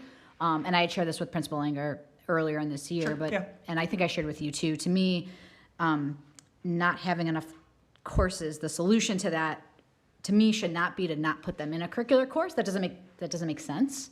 So if you could talk through that a little bit, that would be helpful. Yeah, I think the difference between a traditional study hall, which a lot of schools would, and I'm not saying that we should or whatever, but like a lot of schools for middle school or even high school for freshmen would say like you get a study hall, like to build study skills, to have access, whatever. The purpose of why it'd be guided study instead of that is really having more of like the teacher support, some expectations around like it's not just do what you want time. It's if you have work to do, but like we're going to front load with maybe some online learning or some reading, right, to provide more structure to it. I think some of the issues that you brought up will be solved by this odd even moving forward. And that's a part of the intention here is to have those differentiating courses. So right now it'd be, okay, Rob Meyer has 7th period, he has a whole, he's taken the courses that we offer, right? And so to have a better solution for that. I would also say that that's going to be a conversation that we're going to be having over the second half of this year when it looks at our MLSS work, because guided study for some students would be an area when we look at delivering intervention services or intensive extension services, enrichment, where that would be a place to access kids, because what we don't want to do is develop a system to access students that would pull them from any class that they're taking, right? So like, you need some intervention, I'm going to pull you from your art class that you love. That's right. And I would say the same thing for like some enrichment opportunities. So we're going to be building that out over the next year and a half. I appreciate that. I think my challenge has been, and from other folks I've talked to, is exactly what you're naming, which is like, what's the intentionality there, right? And so if you're going to use it for a space and place for intervention and enrichment, and it has a purpose, and there's some students who you're saying, hey, we highly recommend that you do this, or for some students, this is part of your programming, right? This could be part of your IEP program, your 504 program, your advanced learning program, whatever that is.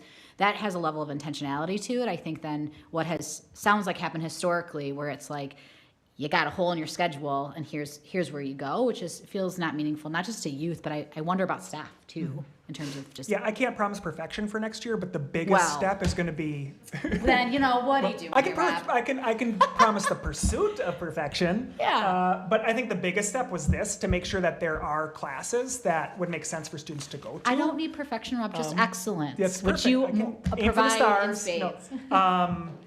But I think there's other ones. Like there will be some students in my mind, we haven't landed on that yet, that would be assigned a guided study, but it would be for that idea of an access point for intervention 3 times a week for 30 minutes, right? And then that support, and we would be communicating to families around that. So we do have some development, but this is step 1 in making sure that students that don't need it, don't want, right, that there's not just no other option. Yeah. Stephanie, I see your light on. I didn't know if you Yeah, had I something would to say. just echo kind of what you said, is that our experience in it has been, it's kind of I'm not quite sure what to do, right? They don't get much homework in middle school, if any.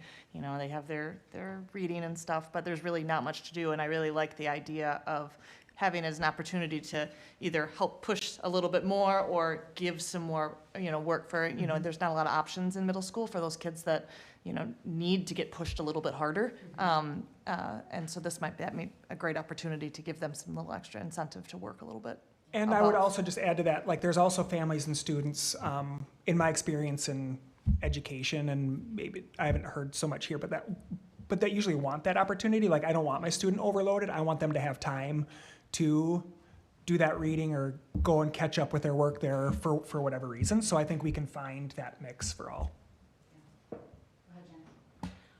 So when guided study was originally created, it was when we had teams, and then the students would with their teachers who they had for those classes that could help them with their, that knew the work that they needed to get done without having teams anymore. The house structure is what you're referring to. The house structure, right. Yeah. That will probably be a little more challenging. I'm also very interested in students not having to take study hall.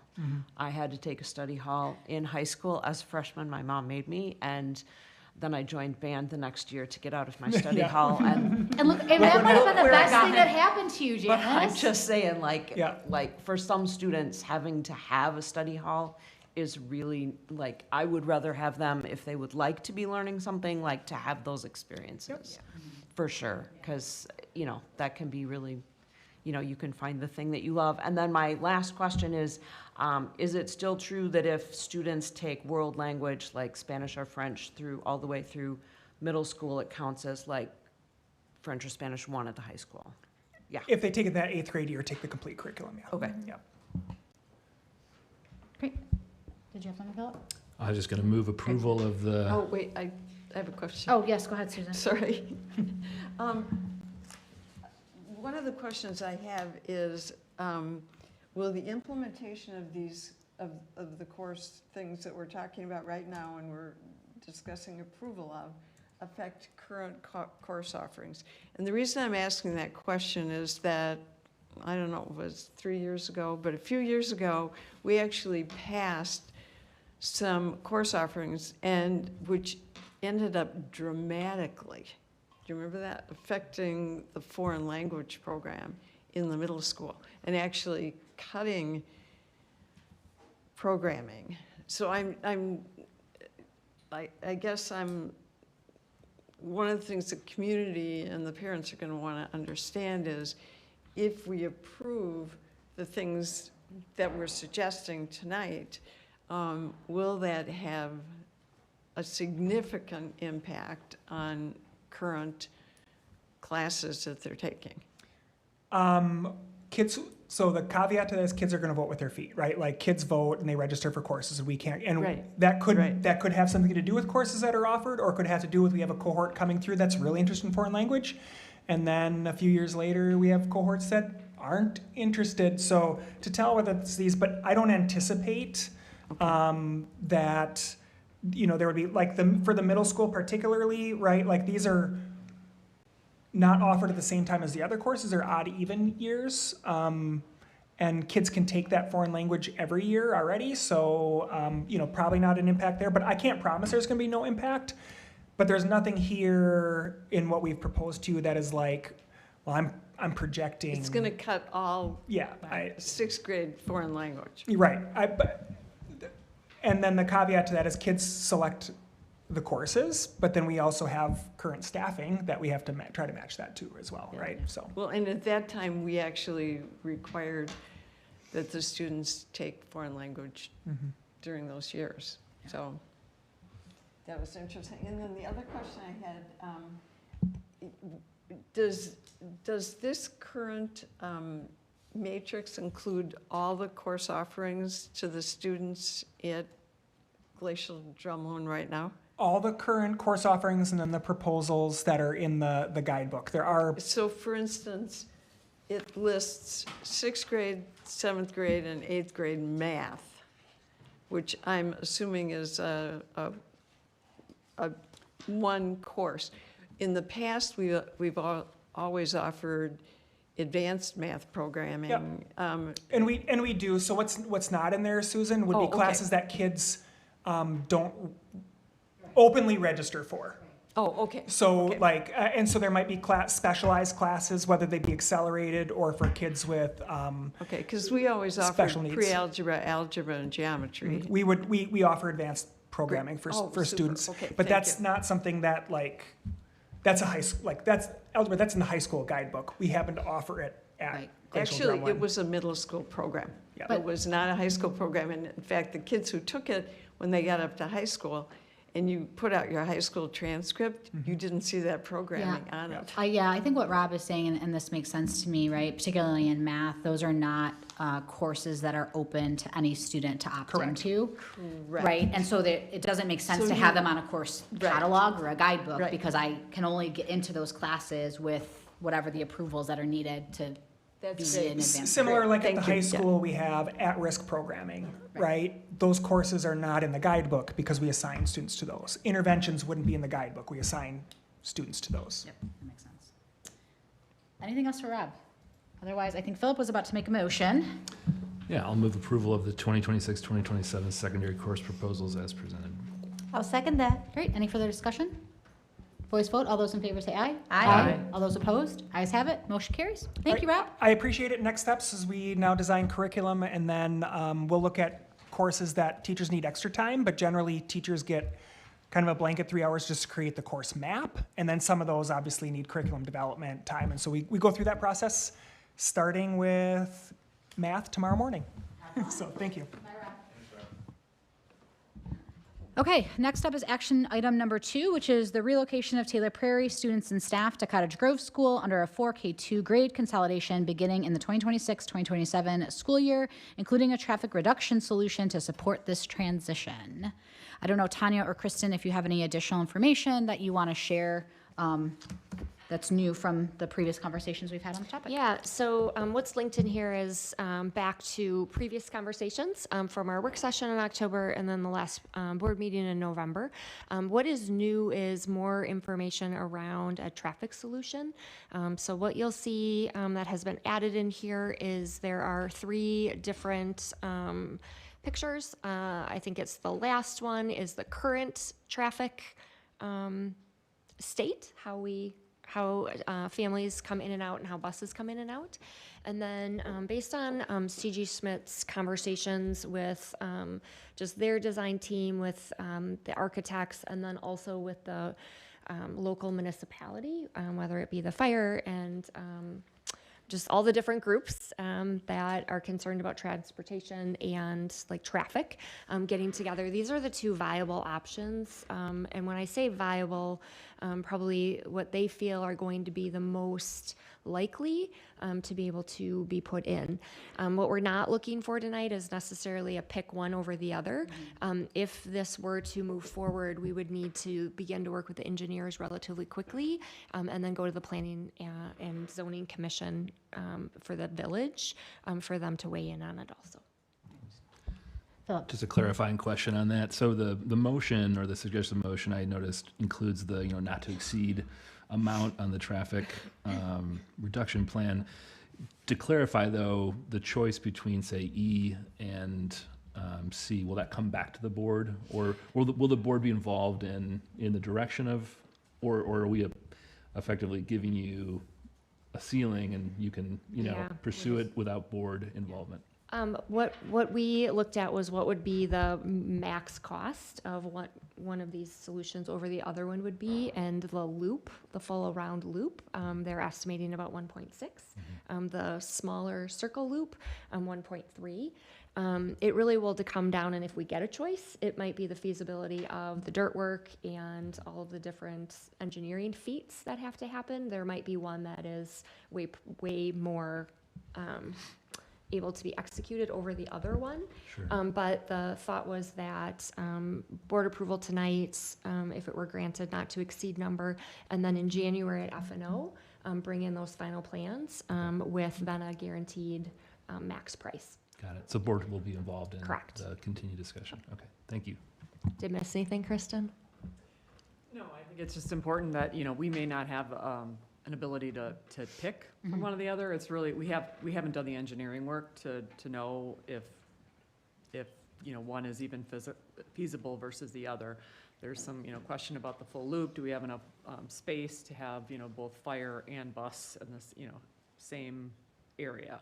So there's all those questions that need to be ironed out by the engineer. So it might just be, they come to us and say, you have to do this. Yeah. So that's the. Yeah, is a helpful question though, Philip, because traditionally when we have a not to exceed, it's because we've given you license to do a specific action, which then you go and do, right? You don't bring it back to the board, but I just want to clarify that whether we have an option or not, it'll come back to the board for approval. Yeah, through F&O. Great. As a recommendation. Great. Yes, Janice. So question, both of those plans have only like one way of entering at and you would be entering like as you're going north, right?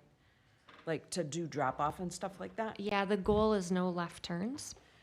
So I get that. Have we talked at all about the neighborhoods that will be impacted by a bunch of cars driving through them? Yeah, Kristen, do you want to talk about when we met with kind of the different Yeah. entities of the village? So we met with the village, you know, all the departments, police, fire, public safety, you know, all the departments on the plan, and it was resounding that they all were in favor of a right turn only, just from the perspective of the traffic itself, and they felt pretty confident that the traffic within the neighborhoods is feasible and not overwhelming.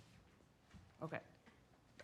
Just because when we built Glacial Drumlin, I know there was at least one road that got significantly more traffic and was not excited about it. So I just, you know, if we're going to say traffic goes through the neighborhood, we just need to make sure that we've kind of cleared that. And then, yeah, okay, that's it for traffic. Oh, this is the new information. Yeah. Great. Yes, Susan. We received several questions, and I just was just looking for a little clarity on a few of those. One was kind of the defining of the under capacity, and basically we're doing that on numbers. One of the things that somebody mentioned was, could we take each of those buildings, Cottage Grove School, just to provide, again, we haven't really, the other concern people have had is we haven't really been out in the community, having this discussion with the community and gotten their kind of feedback. So I was just thinking that maybe an additional piece of information we might be able to do moderately easily is to take, and you may already have one, a map of each of the schools and show how each classroom is currently being used. It's kind of like the discussion of the classes at Winnequa. The staff feels that the 4 rooms are clearly being utilized, that they're not empty waiting for a classroom. So I think there were several questions about, basically we're looking at under capacity at both schools. And we received feedback that many of the classrooms are being, particularly at Cottage Grove, are being used for one-on-one work with students, speech and other therapy, multiple specialists working on reading, math intervention, speech articulation, and fine motor schools. They also are often used and are needed they need a space for that, a safe space to allow students, additional space for meeting Act 20 reading requirements, and critical spaces for therapy and special education students. So if we could have a map of one of how they're currently being used, that in reality shows what it is, so that you can see exactly which rooms are being used for classrooms and which rooms are being used for other services, so that if people in the community feel that some of the other uses are really critically important, they can have a voice about that. Great, thank you, Suzanne. Do you have any thoughts about that, Tanya? Yeah, so there is a map in the November board packet that shows what space would look like and the different small group instruction spaces and things. I mean, it's not deniable. When you go from 50% to 85%, you're going to be using more classroom spaces. When you look at the building currently, there are some spaces that are just be able to use for whatever. That's lovely, but we're not in a situation where we're going to be able to have that type of ability to continue to run buildings at 50%. And so, as Jesse walked through the building, walked through it with some of his team to really think about how this can work, I think that people are comfortable for the most part. I think there's still some unanswered questions, which of course, but none of them are insurmountable. I think the questions were more from the community that hadn't had the chance to actually ask those questions. I know that you and Jesse have walked through those buildings. You've studied it intensely. I'm just looking for a way to get that information out in the community so they know you've done it. Yeah, I think there's a little bit of a false equivalency when we're talking about therapeutic and intervention services, because when you're using a space for that, it's a time-limited space, right? Like I'm doing speech therapy for 20 minutes and then, and so I think it's a little bit of a challenge to say, well, this room is used and that have the same meaning as a classroom that's used, end to end all the time. And so I would anticipate, right, because we want to and are legally obligated to service students in the ways that they need through Act 20, through MLSS, through special education, that we would be able to find spaces and places and schedule those in ways where students would be able to access their therapies, because that's what's best for kids. Well, and I think the other thing that we received were a couple questions of about costs. What is, and I think you've given that to us at the board, but I thought if you could tell that out loud on the broadcast, that would be good. What is the difference in the cost of moving to one building, even though that's very beneficial to the students, not having to transport and transpose? But the cost of continuing to operate both of the buildings as 4K2. We would stay status quo. We don't save any money by having two buildings that are 4K2. That doesn't help us. We don't gain any efficiencies that way. We're estimating right now, and I think it's a conservative estimate, about $650,000 a year reduction in expenditures on operations by not staffing two buildings. Now, obviously, there's an exchange for how long it's going to take to pay off the driveway solution. So which we totally recognize.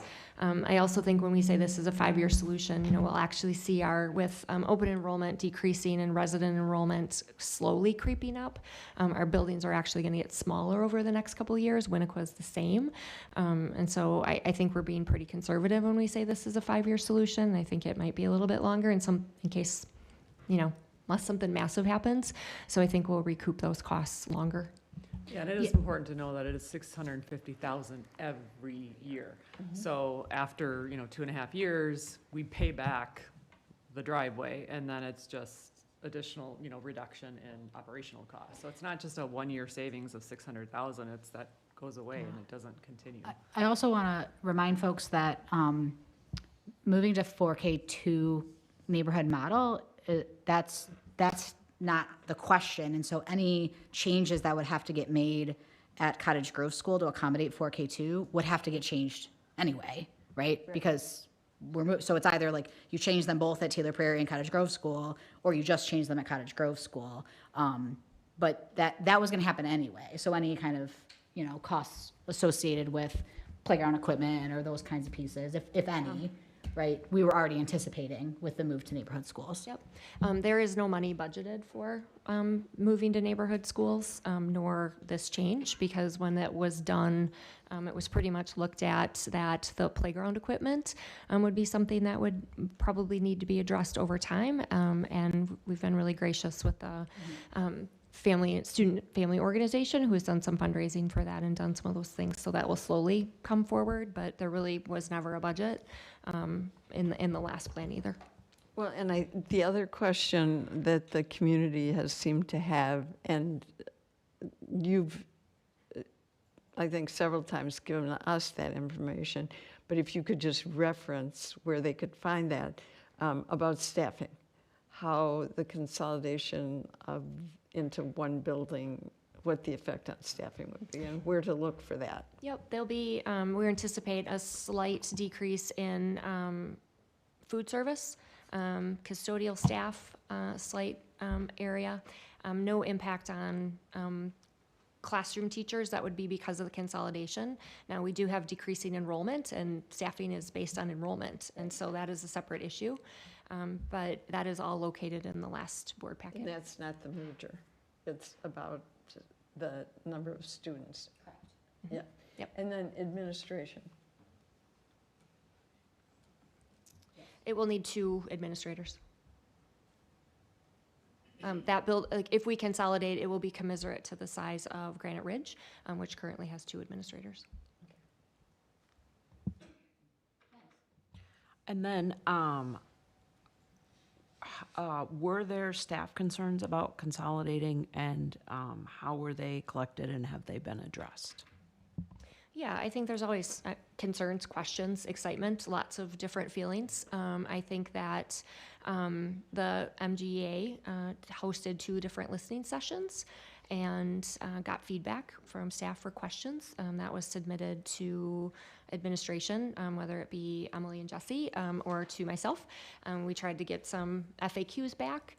In addition, I know they did meet with the building reps from MG21, Taylor Prairie, and Cottage Grove School to gather more information and able to get that feedback back also. So Jesse has done tours of Cottage Grove School for Taylor Prairie to walk through and see the site. So we've been, trying to be as open as possible with people coming in and looking at it, looking at the map of kind of what could be, and giving some input on that. And do you feel like the staff kind of understand, like the concerns have been addressed?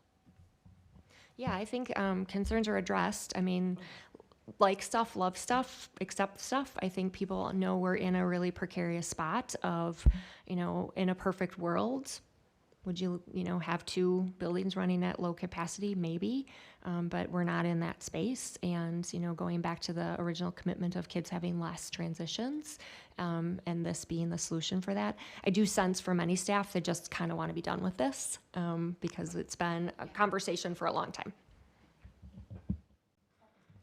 Yeah, I think just, trying to do that, what we need now and why we need it, and then looking ahead at what this could look like, right? So say 5 years, growth, we have all these subdivisions that go in with single-family houses, and we have tons of children, right? That's what we want. And we have to go back to Taylor Prairie. The investments that we are making in this drive is still only going to benefit that school because it is going to be more full. Any Cottage Grove resident knows that it is rough in the morning and the afternoon, and I do worry that with more building and Amazon and the more traffic, it's only going to get worse. So I think that this is an opportunity to invest a little bit into that building, not only for the short term, hopefully, but then for the long term, and ensuring that that building isn't going to need more later to accommodate all of the hopeful students we're going to get.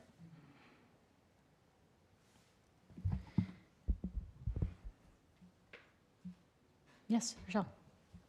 Well, I'd like to move approval of the relocation of Taylor Prairie student staff to Cottage Grove School under the 4K to grade consolidation beginning in the year 2026, 2027, including a traffic reduction solution not to exceed 1.6 million.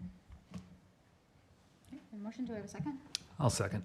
Great, we'll do roll call vote for these next three motions. Stephanie? Aye. Janice? Aye. Susan? Aye. Eric? Aye. Philip? Aye. Rochelle?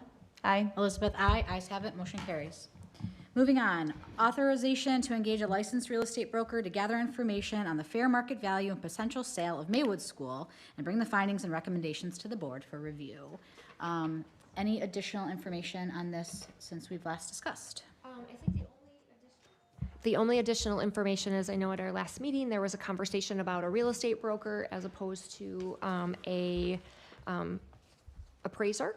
And Kristen has gotten some information. I think it's been shared with the board, but if you want to just share. For both. Oh, okay.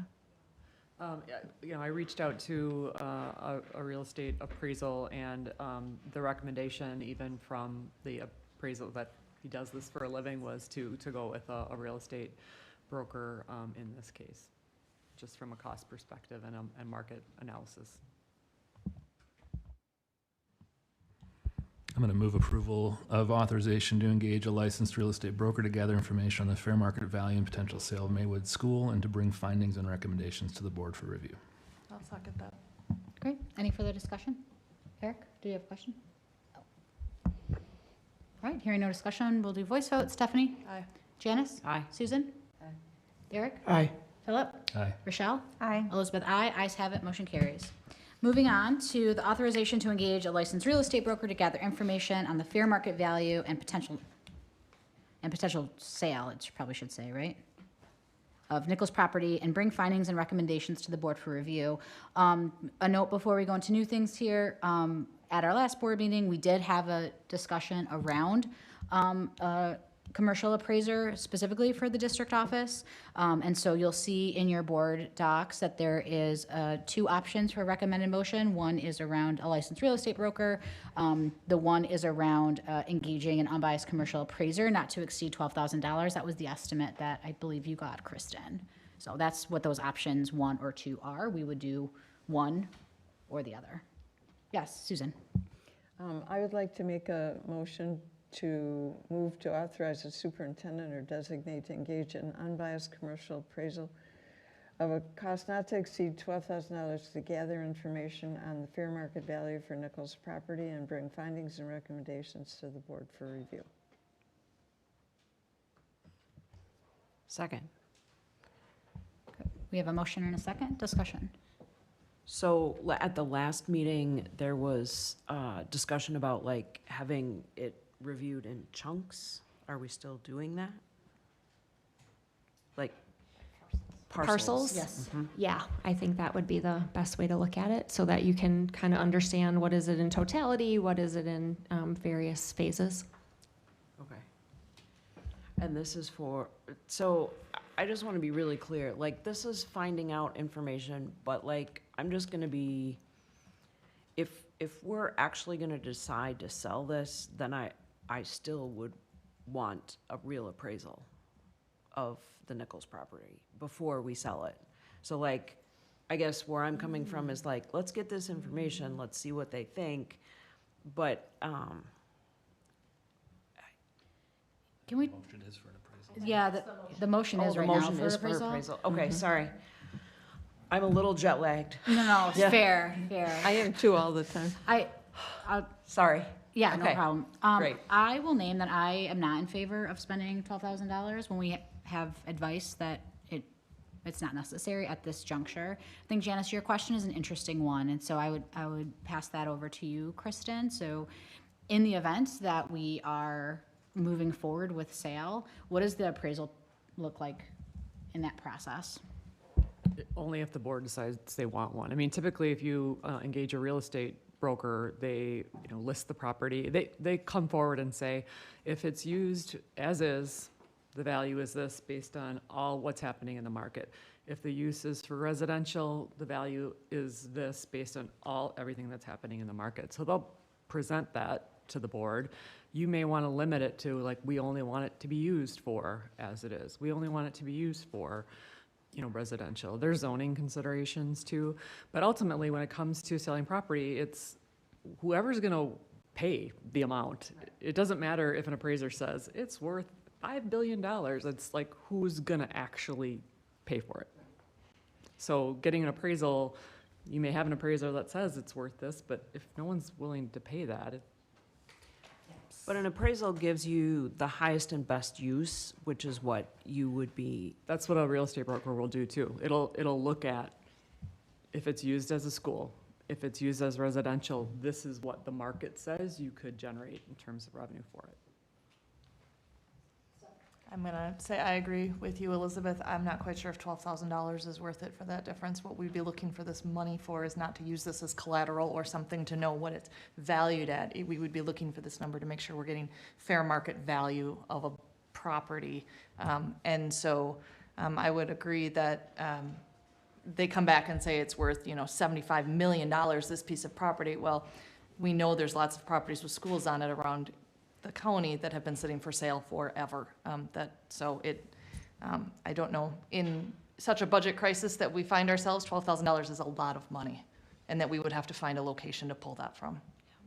I see you, but Susan had her hand up, so then you go after.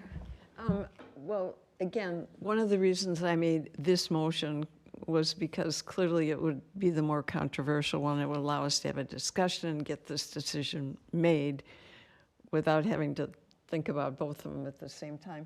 But the other thing is that the appraisal, and I think Janice kind of asked about that, gives you some details. So for instance, if at some point we wanted to explore putting the daycare and the rest of the MG school district program that's at Maywood into Nichols, we'd have an idea of not just what you can sell it for, but the idea of what the building is functionally.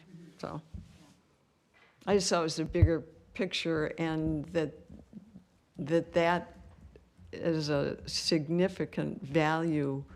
It would encourage people to move forward maybe in one way, one step at a time, before they move to the second step. I don't know. It's just a thought, trying to have the community involved in the decision in some way. Rochelle. I'm going to I appreciate what you're saying, Susan, but I'm kind of feeling the same way with the $12,000. I'm thinking of being a little more conservative, because this is just gathering information. This isn't going to, I feel like until we have more information, I'm not leaning in any direction as to what the best decision would be as to how we use the building. Because it has value to us now as the way that we're using it. So I kind of I feel like this will give us be adequate and save us $12,000. Philip or Eric, do you have thoughts? Yeah, I would prefer option one. That'd be my choice right now. Eric? I would prefer option one, but I'm trying to understand, is there an advantage? Is there a reason that, can you just re-explain things, like I'm 5, of why engaging in a commercial appraiser would be an advantage to us as a district long-term? I don't know that, I don't think it would be an advantage to the district to have an appraiser. I think it's, we establish a relationship with a real estate agent. They bring forward what they think, fair market value for the different uses are, list the property, or if the board doesn't like the information, at some point, you can always say, we want an appraisal. I think this could be step one. I get it. Thank you. I'm gonna let Janice answer, because I know, Janice, I think you're the one who originally sort of had brought this up, so I want to give you an opportunity to respond to Eric's question, and then I see you, Stephanie.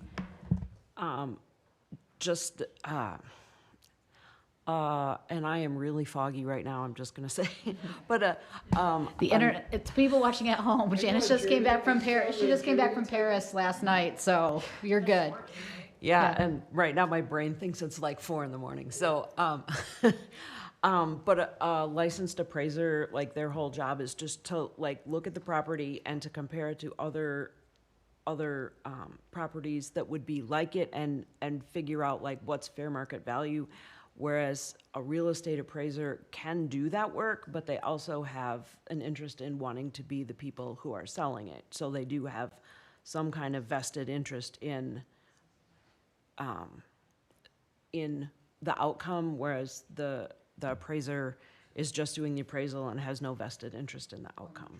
So I'm fine with having the real estate broker do it as a first step. I'm just saying, you know, I may be more comfortable if we decide that we want to sell it, that we may still want to do that step later, is I guess what I'm saying. Yeah, and I think that makes more sense to me. This feels more cart before the horse to do the appraisal now. I feel like if we're actually at the doorstep of a transaction, that's where now you do your due diligence, and that might involve an appraisal and that sort of thing. So that makes sense to me, Janice. So what I'm hearing is general board consensus on agreement with the idea of this motion, but not necessarily in the spending the 12,000, which is what the motion is for now. So what we would need is an amendment to that motion. I think we could just vote. Well, we could vote it down, or we could vote it down and then. Just re-motion. But then the action item is already done.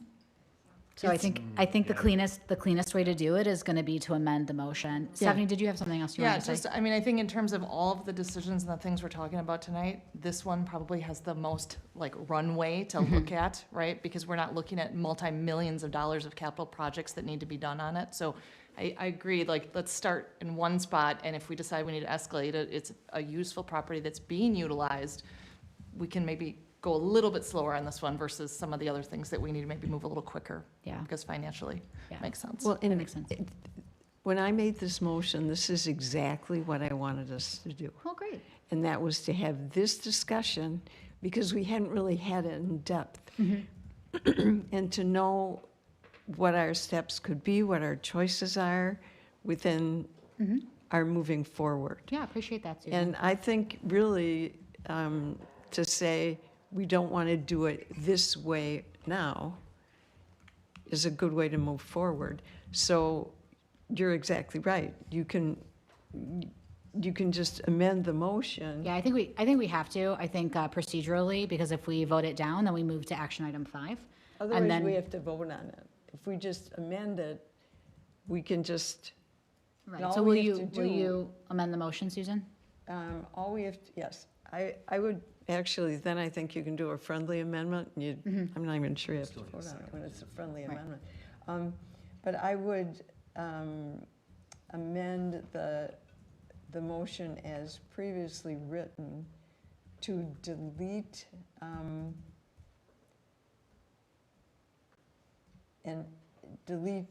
a unbiased commercial appraiser at a cost not to exceed $12,000, and instead amend that to say to engage a licensed real estate broker. Do I have that right? Yep. Did I take I'll those second out? that amendment. Great, so we have an amended motion and a second. Any further discussion? Okay, let's do voice vote. Stephanie? And it's on the amendment. You have to vote on the amendment. Yes, first. you're voting on the amendment. Yes. Aye. Stephanie? Aye. Janice? Aye. Susan? Aye. Eric? Aye. Philip? Aye. Rochelle? Aye. Elizabeth? Aye. Ayes have it. Motion carries.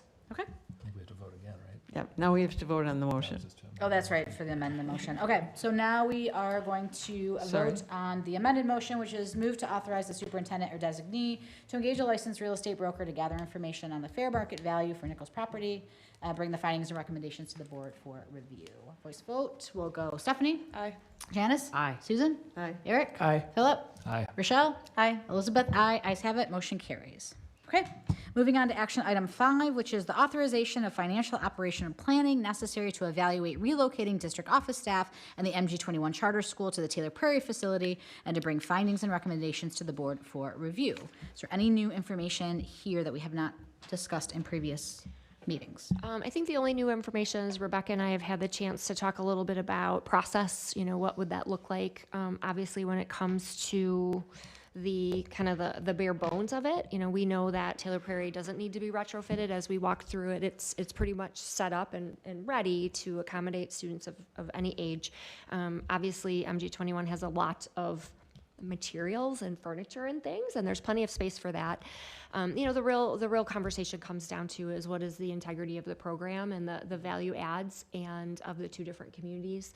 One of the things we talked about is, they were out here, middle school kids could take music, right, at the middle school.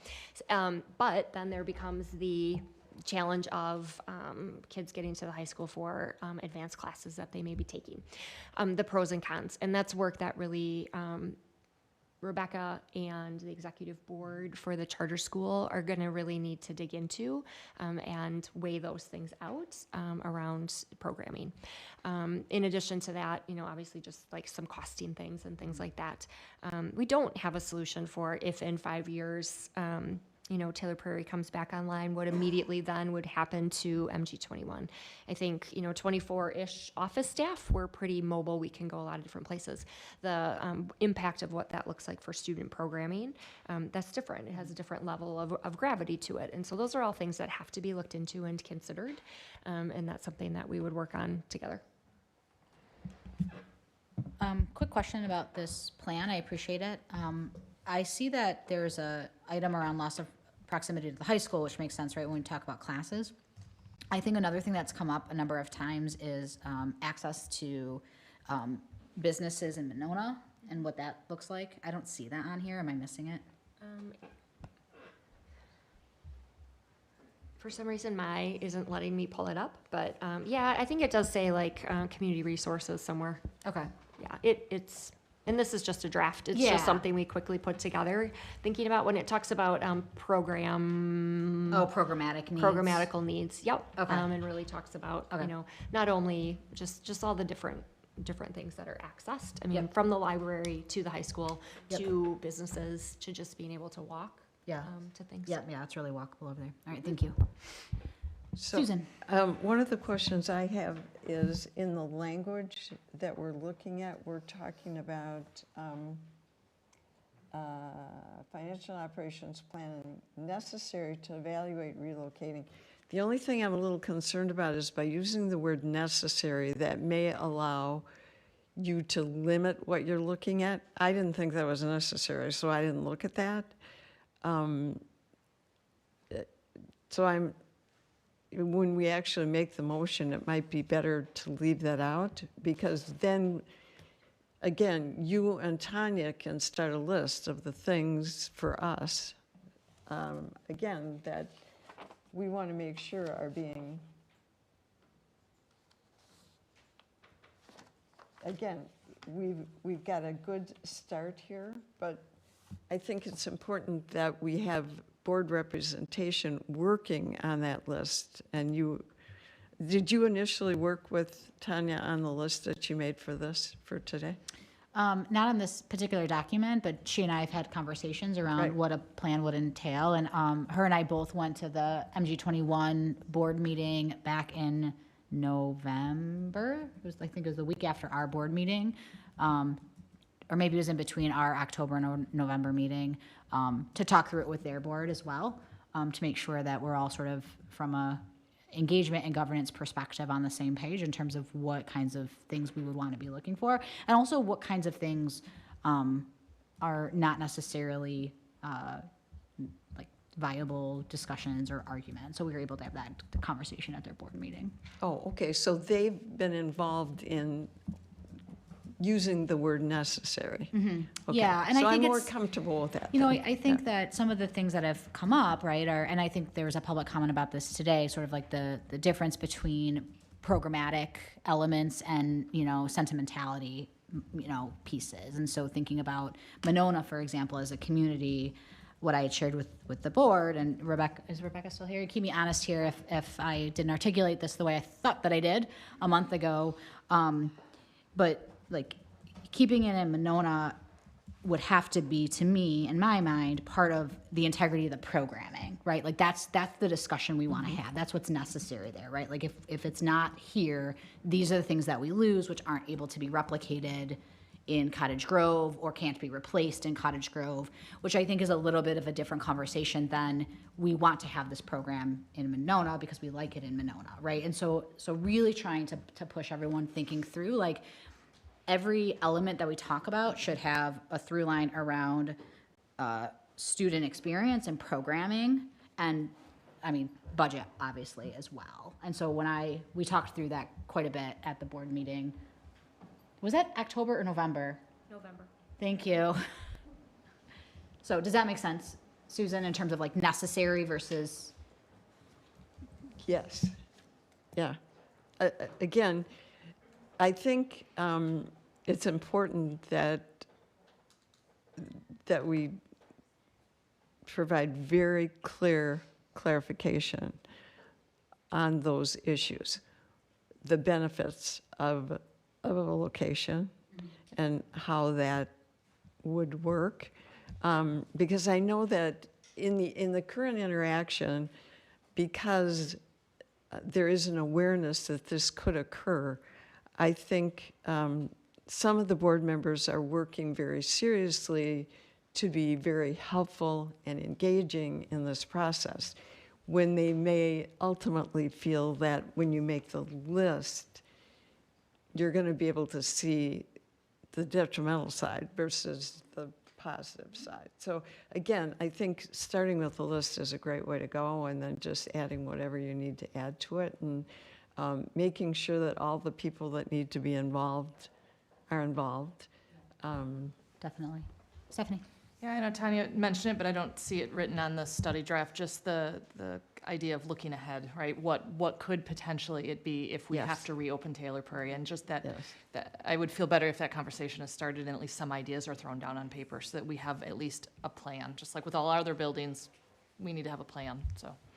Yeah, I will say, one of the, I think, most important takeaways of the MG21 Governance Board meeting was a sincere request from the board, and I think that this is a fair request that we need to keep in mind, which is that, like, we want to be able to find permanent place for MG21. Like, that's really important, and we're not, the goal shouldn't be just to like sort of like shuffle it and move it around because we have to, right? And so I think that I say that because I think that the thing that you named, Stephanie, is a really important one, which is in the event Taylor Prairie comes back online, like what is the next reasonable step for MG21, so that they have some assurances and some stability, that it's not just like, oh, well, we just feel like we can move you wherever fits for us at a particular moment. I think that does a disservice to the families, to the staff, and to the community as a whole. So I appreciate that question. Well, and I know the parents of current students are very, very concerned about this as well. So I know working with the board is good, but again, I think one of the things we've been mildly deficient on is getting into the community in meetings where we can have those discussions. I know one of the emails you sent us alluded to being with the community on the Maywood issue previously. So I think we need,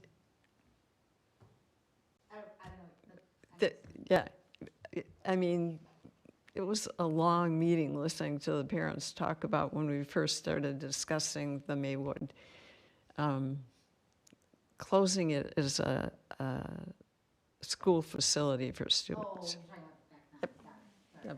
So I'm just saying, one of the things I think we need to do is communicate extremely well with the community, not just with the administrators in the community, but the community, to reach out. Yeah, I think that's great. And I still want to make sure that the integrity of the programming is in the center of the decisions that we're making, because I think some of the comments that I've heard, and I think this is fair, I think people feel this way, right? Like, I've had folks say like, oh, it's nice to have a middle school option in Monona. Well, that's not the intention of MG21 programming. And so that's not a viable reason to keep it in Monona. Now, there could be other reasons, right? Access to library, access to the high school, all of these other things that we're talking about Senior that center. that are rooted in programming, that are rooted in the integrity of what that program is trying to do. And so I think I love and think that we should need to encourage, obviously family engagement and community engagement, but we really still need to keep that laser focused on what is the integrity, the programmatic approach to that particular school, and can that be fulfilled in other places and spaces? Yes, Janice. Couple things. First of all, I don't see on here, and maybe I'm missing it, but kids do, or at least have in the past, gone to the high school from MG21. They can just walk there and take a class. And so I think the impact of our students still going to be able to access high school classes, because I know when we moved the middle school out to Cottage Grove, that made timing of things, It's 1.8 and 1.7. It doesn't specifically say classes, though. It's, walking access to MGHS, but It just- again, I'm just gonna clarify, this is Yeah. just a draft Yeah. of what we would be continuing to kind of think about. When it comes to really the impact of programming and those things, that's really gonna fall to Rebecca and her team, with current students, current families, alumni, the board, all of their community partners to really dig into all that. And so they'll need to be part of drafting out what this looks like. Well, and again, it isn't just the high school that they use in that community.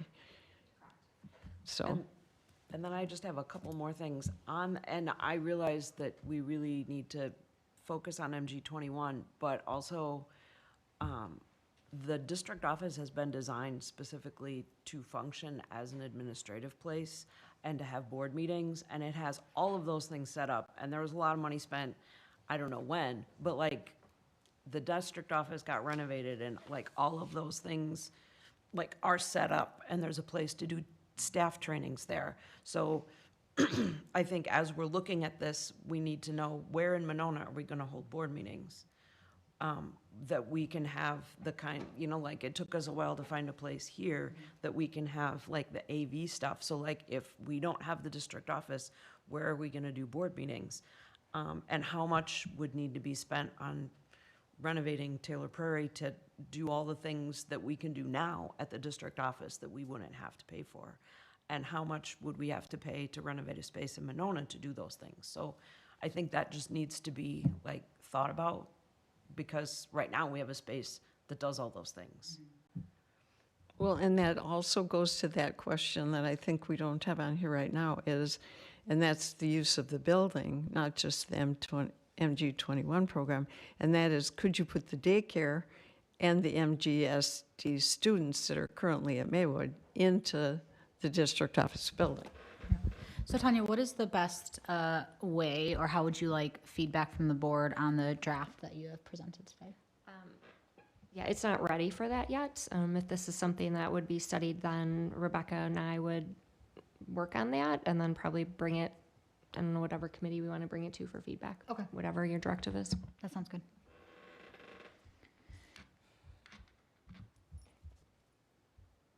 Do we have a motion?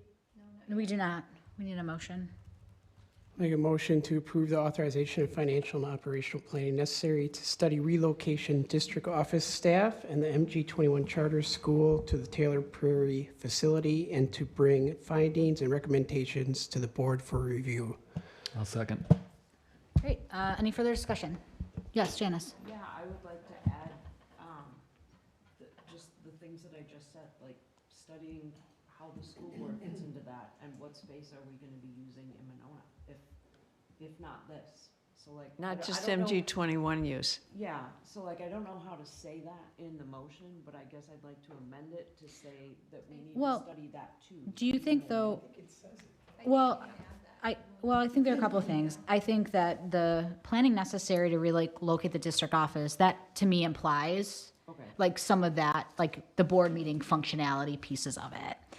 I think that the other uses of district office is something that actually is more related to action item number 4, which is whether or not we would consider selling that building. So I think as part of fair real estate market, what I would suggest and direct you, Tanya, and Kristen to do is to also be able to present to us the other building usage for that other than district office and school programming, right? Like the gym we've talked about before. But that to me is more about letting go of that building and not necessarily around like what would it look like to move MG21. Does that make sense, Janice? Yep. Do you feel comfortable with that? Yeah. Okay. Well, and do we need any, I think the motion is fine as it is, but it's very clear in the board material, authorization is only for the study itself. As opposed to what? Right. Any final relocation recommendation will be presented to the board at a later time based on the findings. So, I mean, is it clear from that motion that it's only to look and see whether or not it's possible? Right. Yeah, I think so. Does it feel clear to everybody? But I agree, it has to be very clear that it's everything that's in that building, not just MG21. Well, it's district office and MG21 is in the motion. Okay. I don't see why we can't ask for more information down the road, too. Agreed. I don't think this is our only opportunity to request great. info, so. Well, and I can, Point that out. and I think also they, Tanya and Elizabeth were saying that we can email them things to add to the list. And so then as we kind of sit with this, there probably will be a lot more things that come to our minds that we want more information on. I think that's a great point, and I think it's helpful for the board to understand that we could do that. We could email and say, I'm concerned about this, or I've heard concerns about this. Could you make sure you address this in your list? Yeah. That'd be great. Yeah, absolutely. Great. So we have a motion, we have a second. Any further discussion? Okay. Roll call vote. Let's start this side just to mix it up because we've been here 3.5 hours. Michelle. Aye. Philip. Aye. Eric. Aye. Susan. Aye. Janice. Aye. Stephanie. Aye. Elizabeth. Aye. Ayes have it. Motion carries. All right. Moving on to number 6. Policy second reading. Policy and Legislative Engagement Committee. This is the proposal for a focus on the 3-minute time limit. Moving it up to 5. We did get a community feedback member, or feedback from a community member about that. So this is that. Bye, everybody. Happy holidays. Thanks for hanging. Didn't we agree? Look at all these people who get to leave. Hold on. Let's take a pause while everyone shuffles out. What? Well, I can't hear. Oh, you're talking about where are they going? 10:30 is it. That's it. Everyone's like, it's 10:30, I'm going home. Oh, they're gonna miss my. I know. This is the meat of the meeting is good. Jesse, you're not staying for public comment? Susan, you're not staying for the public comment discussion? All right. Let's focus this all in. I didn't even realize she was. So When did the she come in? current policy that's up is to amend the time in the policy so that it goes up to 5 minutes instead of 3, and then to remove the time limit on the number of total minutes, correct? Correct. Yeah, I sent. Yes. I did send a. Yeah. Okay. Is it an admin content? Oh, Oh, there it is. It's right in there. Where is it? I don't see it on here. Am I missing something? Oh, sorry. Here we go. Got it. Thank you. Yes, and so, yes, it would allow for that. We did get some feedback from former board leadership that shared why they originally put the limits on it, and that it currently allows for the board president to make that decision to allow for more than 15 minutes. And that was the only other feedback that we received about that. Great. Well, we have discussed this. I would like to make a motion and then just have the board vote on it. But is there a suggested motion here? It's move approval of the policy as presented. Okay, so a move approval of policy 0167.3 as presented. I'll second. Great. Any further discussion? I'm just, Go I'm ahead, sorry. Michelle. We talked this over and this has been around. I don't think it's necessary, but this is not a hill to die on. So at the same time, I'm also okay with it. I agree. I think when we meet once a month, having a lot of people talking for 5 minutes, I mean, like you could see already we're to 10:30. That would be my only thing. It's not that I don't want people to come and talk. I think it's really important people do, but 5 minutes, and if you say you have 6, 7 people, it makes the long night for everybody. So that's my only comment. Yeah, I agree with Rochelle. But also, I would have to say, though, that this meeting was not delayed, particularly, I mean, we only had, 3 people speak? Yeah, So- 4. 4. I mean, that didn't delay us. It was the amount of information we had to But cover. they also all got their points across within their 3-minute timeline. Yeah. So I think it's sufficient, but similar to Rochelle, like if the will of the board is to move it up, that sounds fine to me also. I brought this up as a concern because some community members brought it up, and I agree with them that they should have they should be able to speak for 5 minutes. We've had numerous times where I've heard public speak, some very emotional, that have been cut off at 3 minutes, which I would like to hear continue. So it's not going to be every issue, it's not going to be every board meeting, but we're going to have topics that come up where I think it's going to be important that the public's voice is heard without having to worry about cutting them off at 3 minutes. The times I remember that it was an issue, there was some pretty emotional testimony from community members, so. Yeah. I mean, I think there is a danger in leaving it to the discretion of the board chair because depending on the temperament of the board chair, depends on how stern you are with cutting folks off.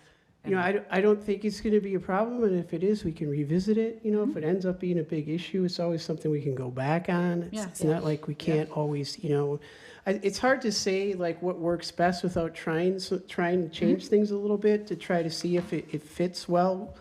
So that's kind of my how I view it is, maybe this will be a good thing. Maybe we end up encountering some problems with it, and then we can relook at it and change it back to 3. But I don't think we will, but you never know. Yeah. Any other thoughts? Janice, I see your. I was just going to say, I'm certainly willing to try it and see what happens. I have been cut off exactly at 3 minutes with no chance to finish the sentence, so. Not by me, though. Not by you, but I'm just saying, for the record, I when don't you do that said at all. if you leave it up to the board chair. I know, it's true. And there have been other people who have been much more forceful about cutting off, I so. understand. Okay. Any other discussion? We have a motion and a second. Is there a preference to do a roll call vote for this one? Okay. We'll do a voice vote then. All those in favor say aye. Aye. All those opposed? Ayes have it. Motion carries. All right. Moving on to policy second reading, F&O, which is, I believe, you, Philip. Yeah, so these came for first read at the last meeting. I have not received any feedback or questions, so they are simply up for second. Just a brief refresher. This is a lot of catch up. This is stuff that we probably should have considered sooner than we are. These are all statutory and Neola recommended updates to various operational policies, mostly related to the management of federal funds and internal controls around grants and things like that.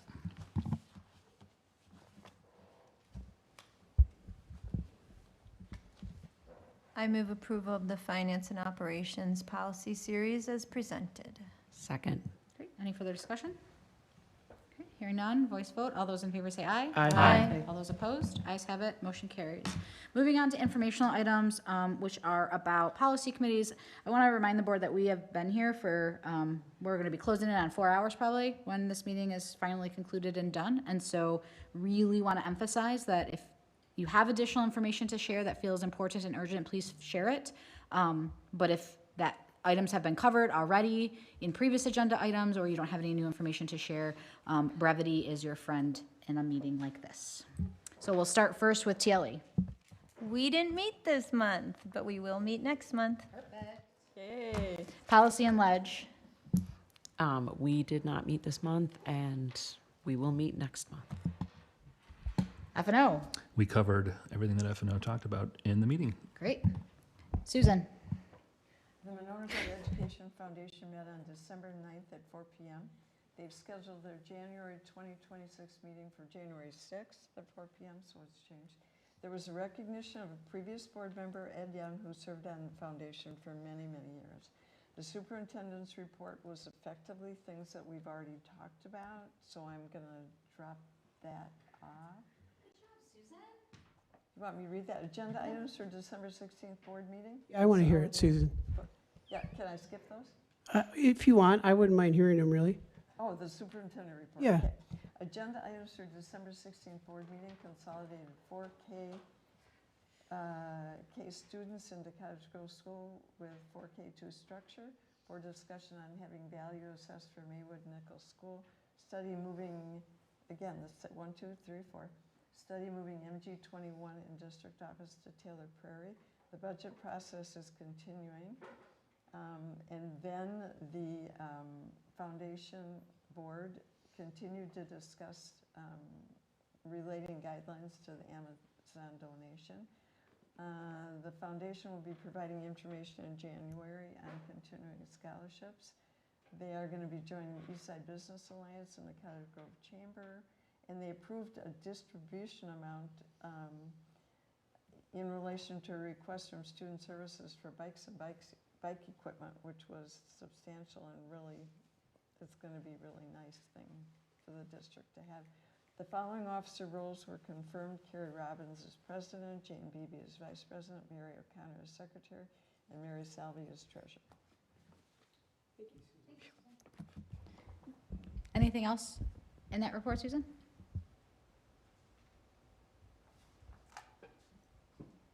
No, are you good? Okay. I'm done. Great. All right, superintendent's reports. Susan just referenced it. $4,000 from the MGEF was awarded to Student Services, which is for bikes for students in the district. So bikes, helmets, and locks. So they did about 70 last year. This will be an additional 70 bikes for kids. So we're very grateful for that. We did have a group of students who are 2026 Dr. Martin Luther King Jr. Outstanding Young Person Awards from the Urban League, and you can see it listed there. We do have a nomination for a scholarship from our previous representative, so Lena is on that list, so hopefully she will receive that. Probably the biggest thing and really updating everybody is just working on those secure vegetable projects for over the winter break. This will now, instead of coming in the first set of doors and then buzzing in, you'll buzz in while you're still outside because we want to have those 2 layers between the office and letting people in. So it probably will be a little bumpy in the beginning and a little awkward, but we will do some training with people and continuing to let people know that ahead of time. Do we have a cost on that? It was in last year's budget, so I can. Oh, okay. We can figure Super. that out, but yes, it was built in that. Asher was working on it. Rob did do an interview with the Leader Independent on November 17th about our accountability report cards and our increased status that is linked below. And then we'll talk about it at the next meeting, but we did our re-ranking for district benchmarks are listed there. So. Also, I know that I'm really tired because I know that you said vestibule, but in my head I heard vegetable, like secured vegetable. And Yeah, like, I think I mumbled the words. What is a secure vegetable project? I'm like, I didn't even hear vegetable. Yeah, and you've been up, so yeah. Can you also just reshare that we got a donation for food service? Speaking of secured vegetables. Yes. that have been And we've gotten great press. We got a donation for $5,000 to help pay off some unpaid lunch debt for families that are struggling. So it got some good notoriety. So maybe we'll get more people that want to participate in that donation. But it was a very nice gesture. Great. Any additional questions or comments for Tanya? Future meeting dates. This is great. One thing I wanted to notify the board of, this is not related to board business, for a future meeting date for us, but I was asked, to serve on the Monona Planning, Strategic Planning Committee. Strategic Planning Committee. That was impressive. Our first meeting actually just got scheduled earlier today, so it'll be, January 6th, so I'll keep the board updated on, what those conversations are like. Happy holidays, everybody. Thank you for all your amazing work. I hope you have a great break with family and friends and good food. And I would entertain a motion to adjourn. Tonight's meeting. Second. All those in favor? Aye. Eric? Oh my I'm here to gosh. say aye. All those opposed? Ayes have it. Meeting is adjourned at 10:43. Thank you, everybody. Great meeting today. Oh, we got done before 11 o'clock.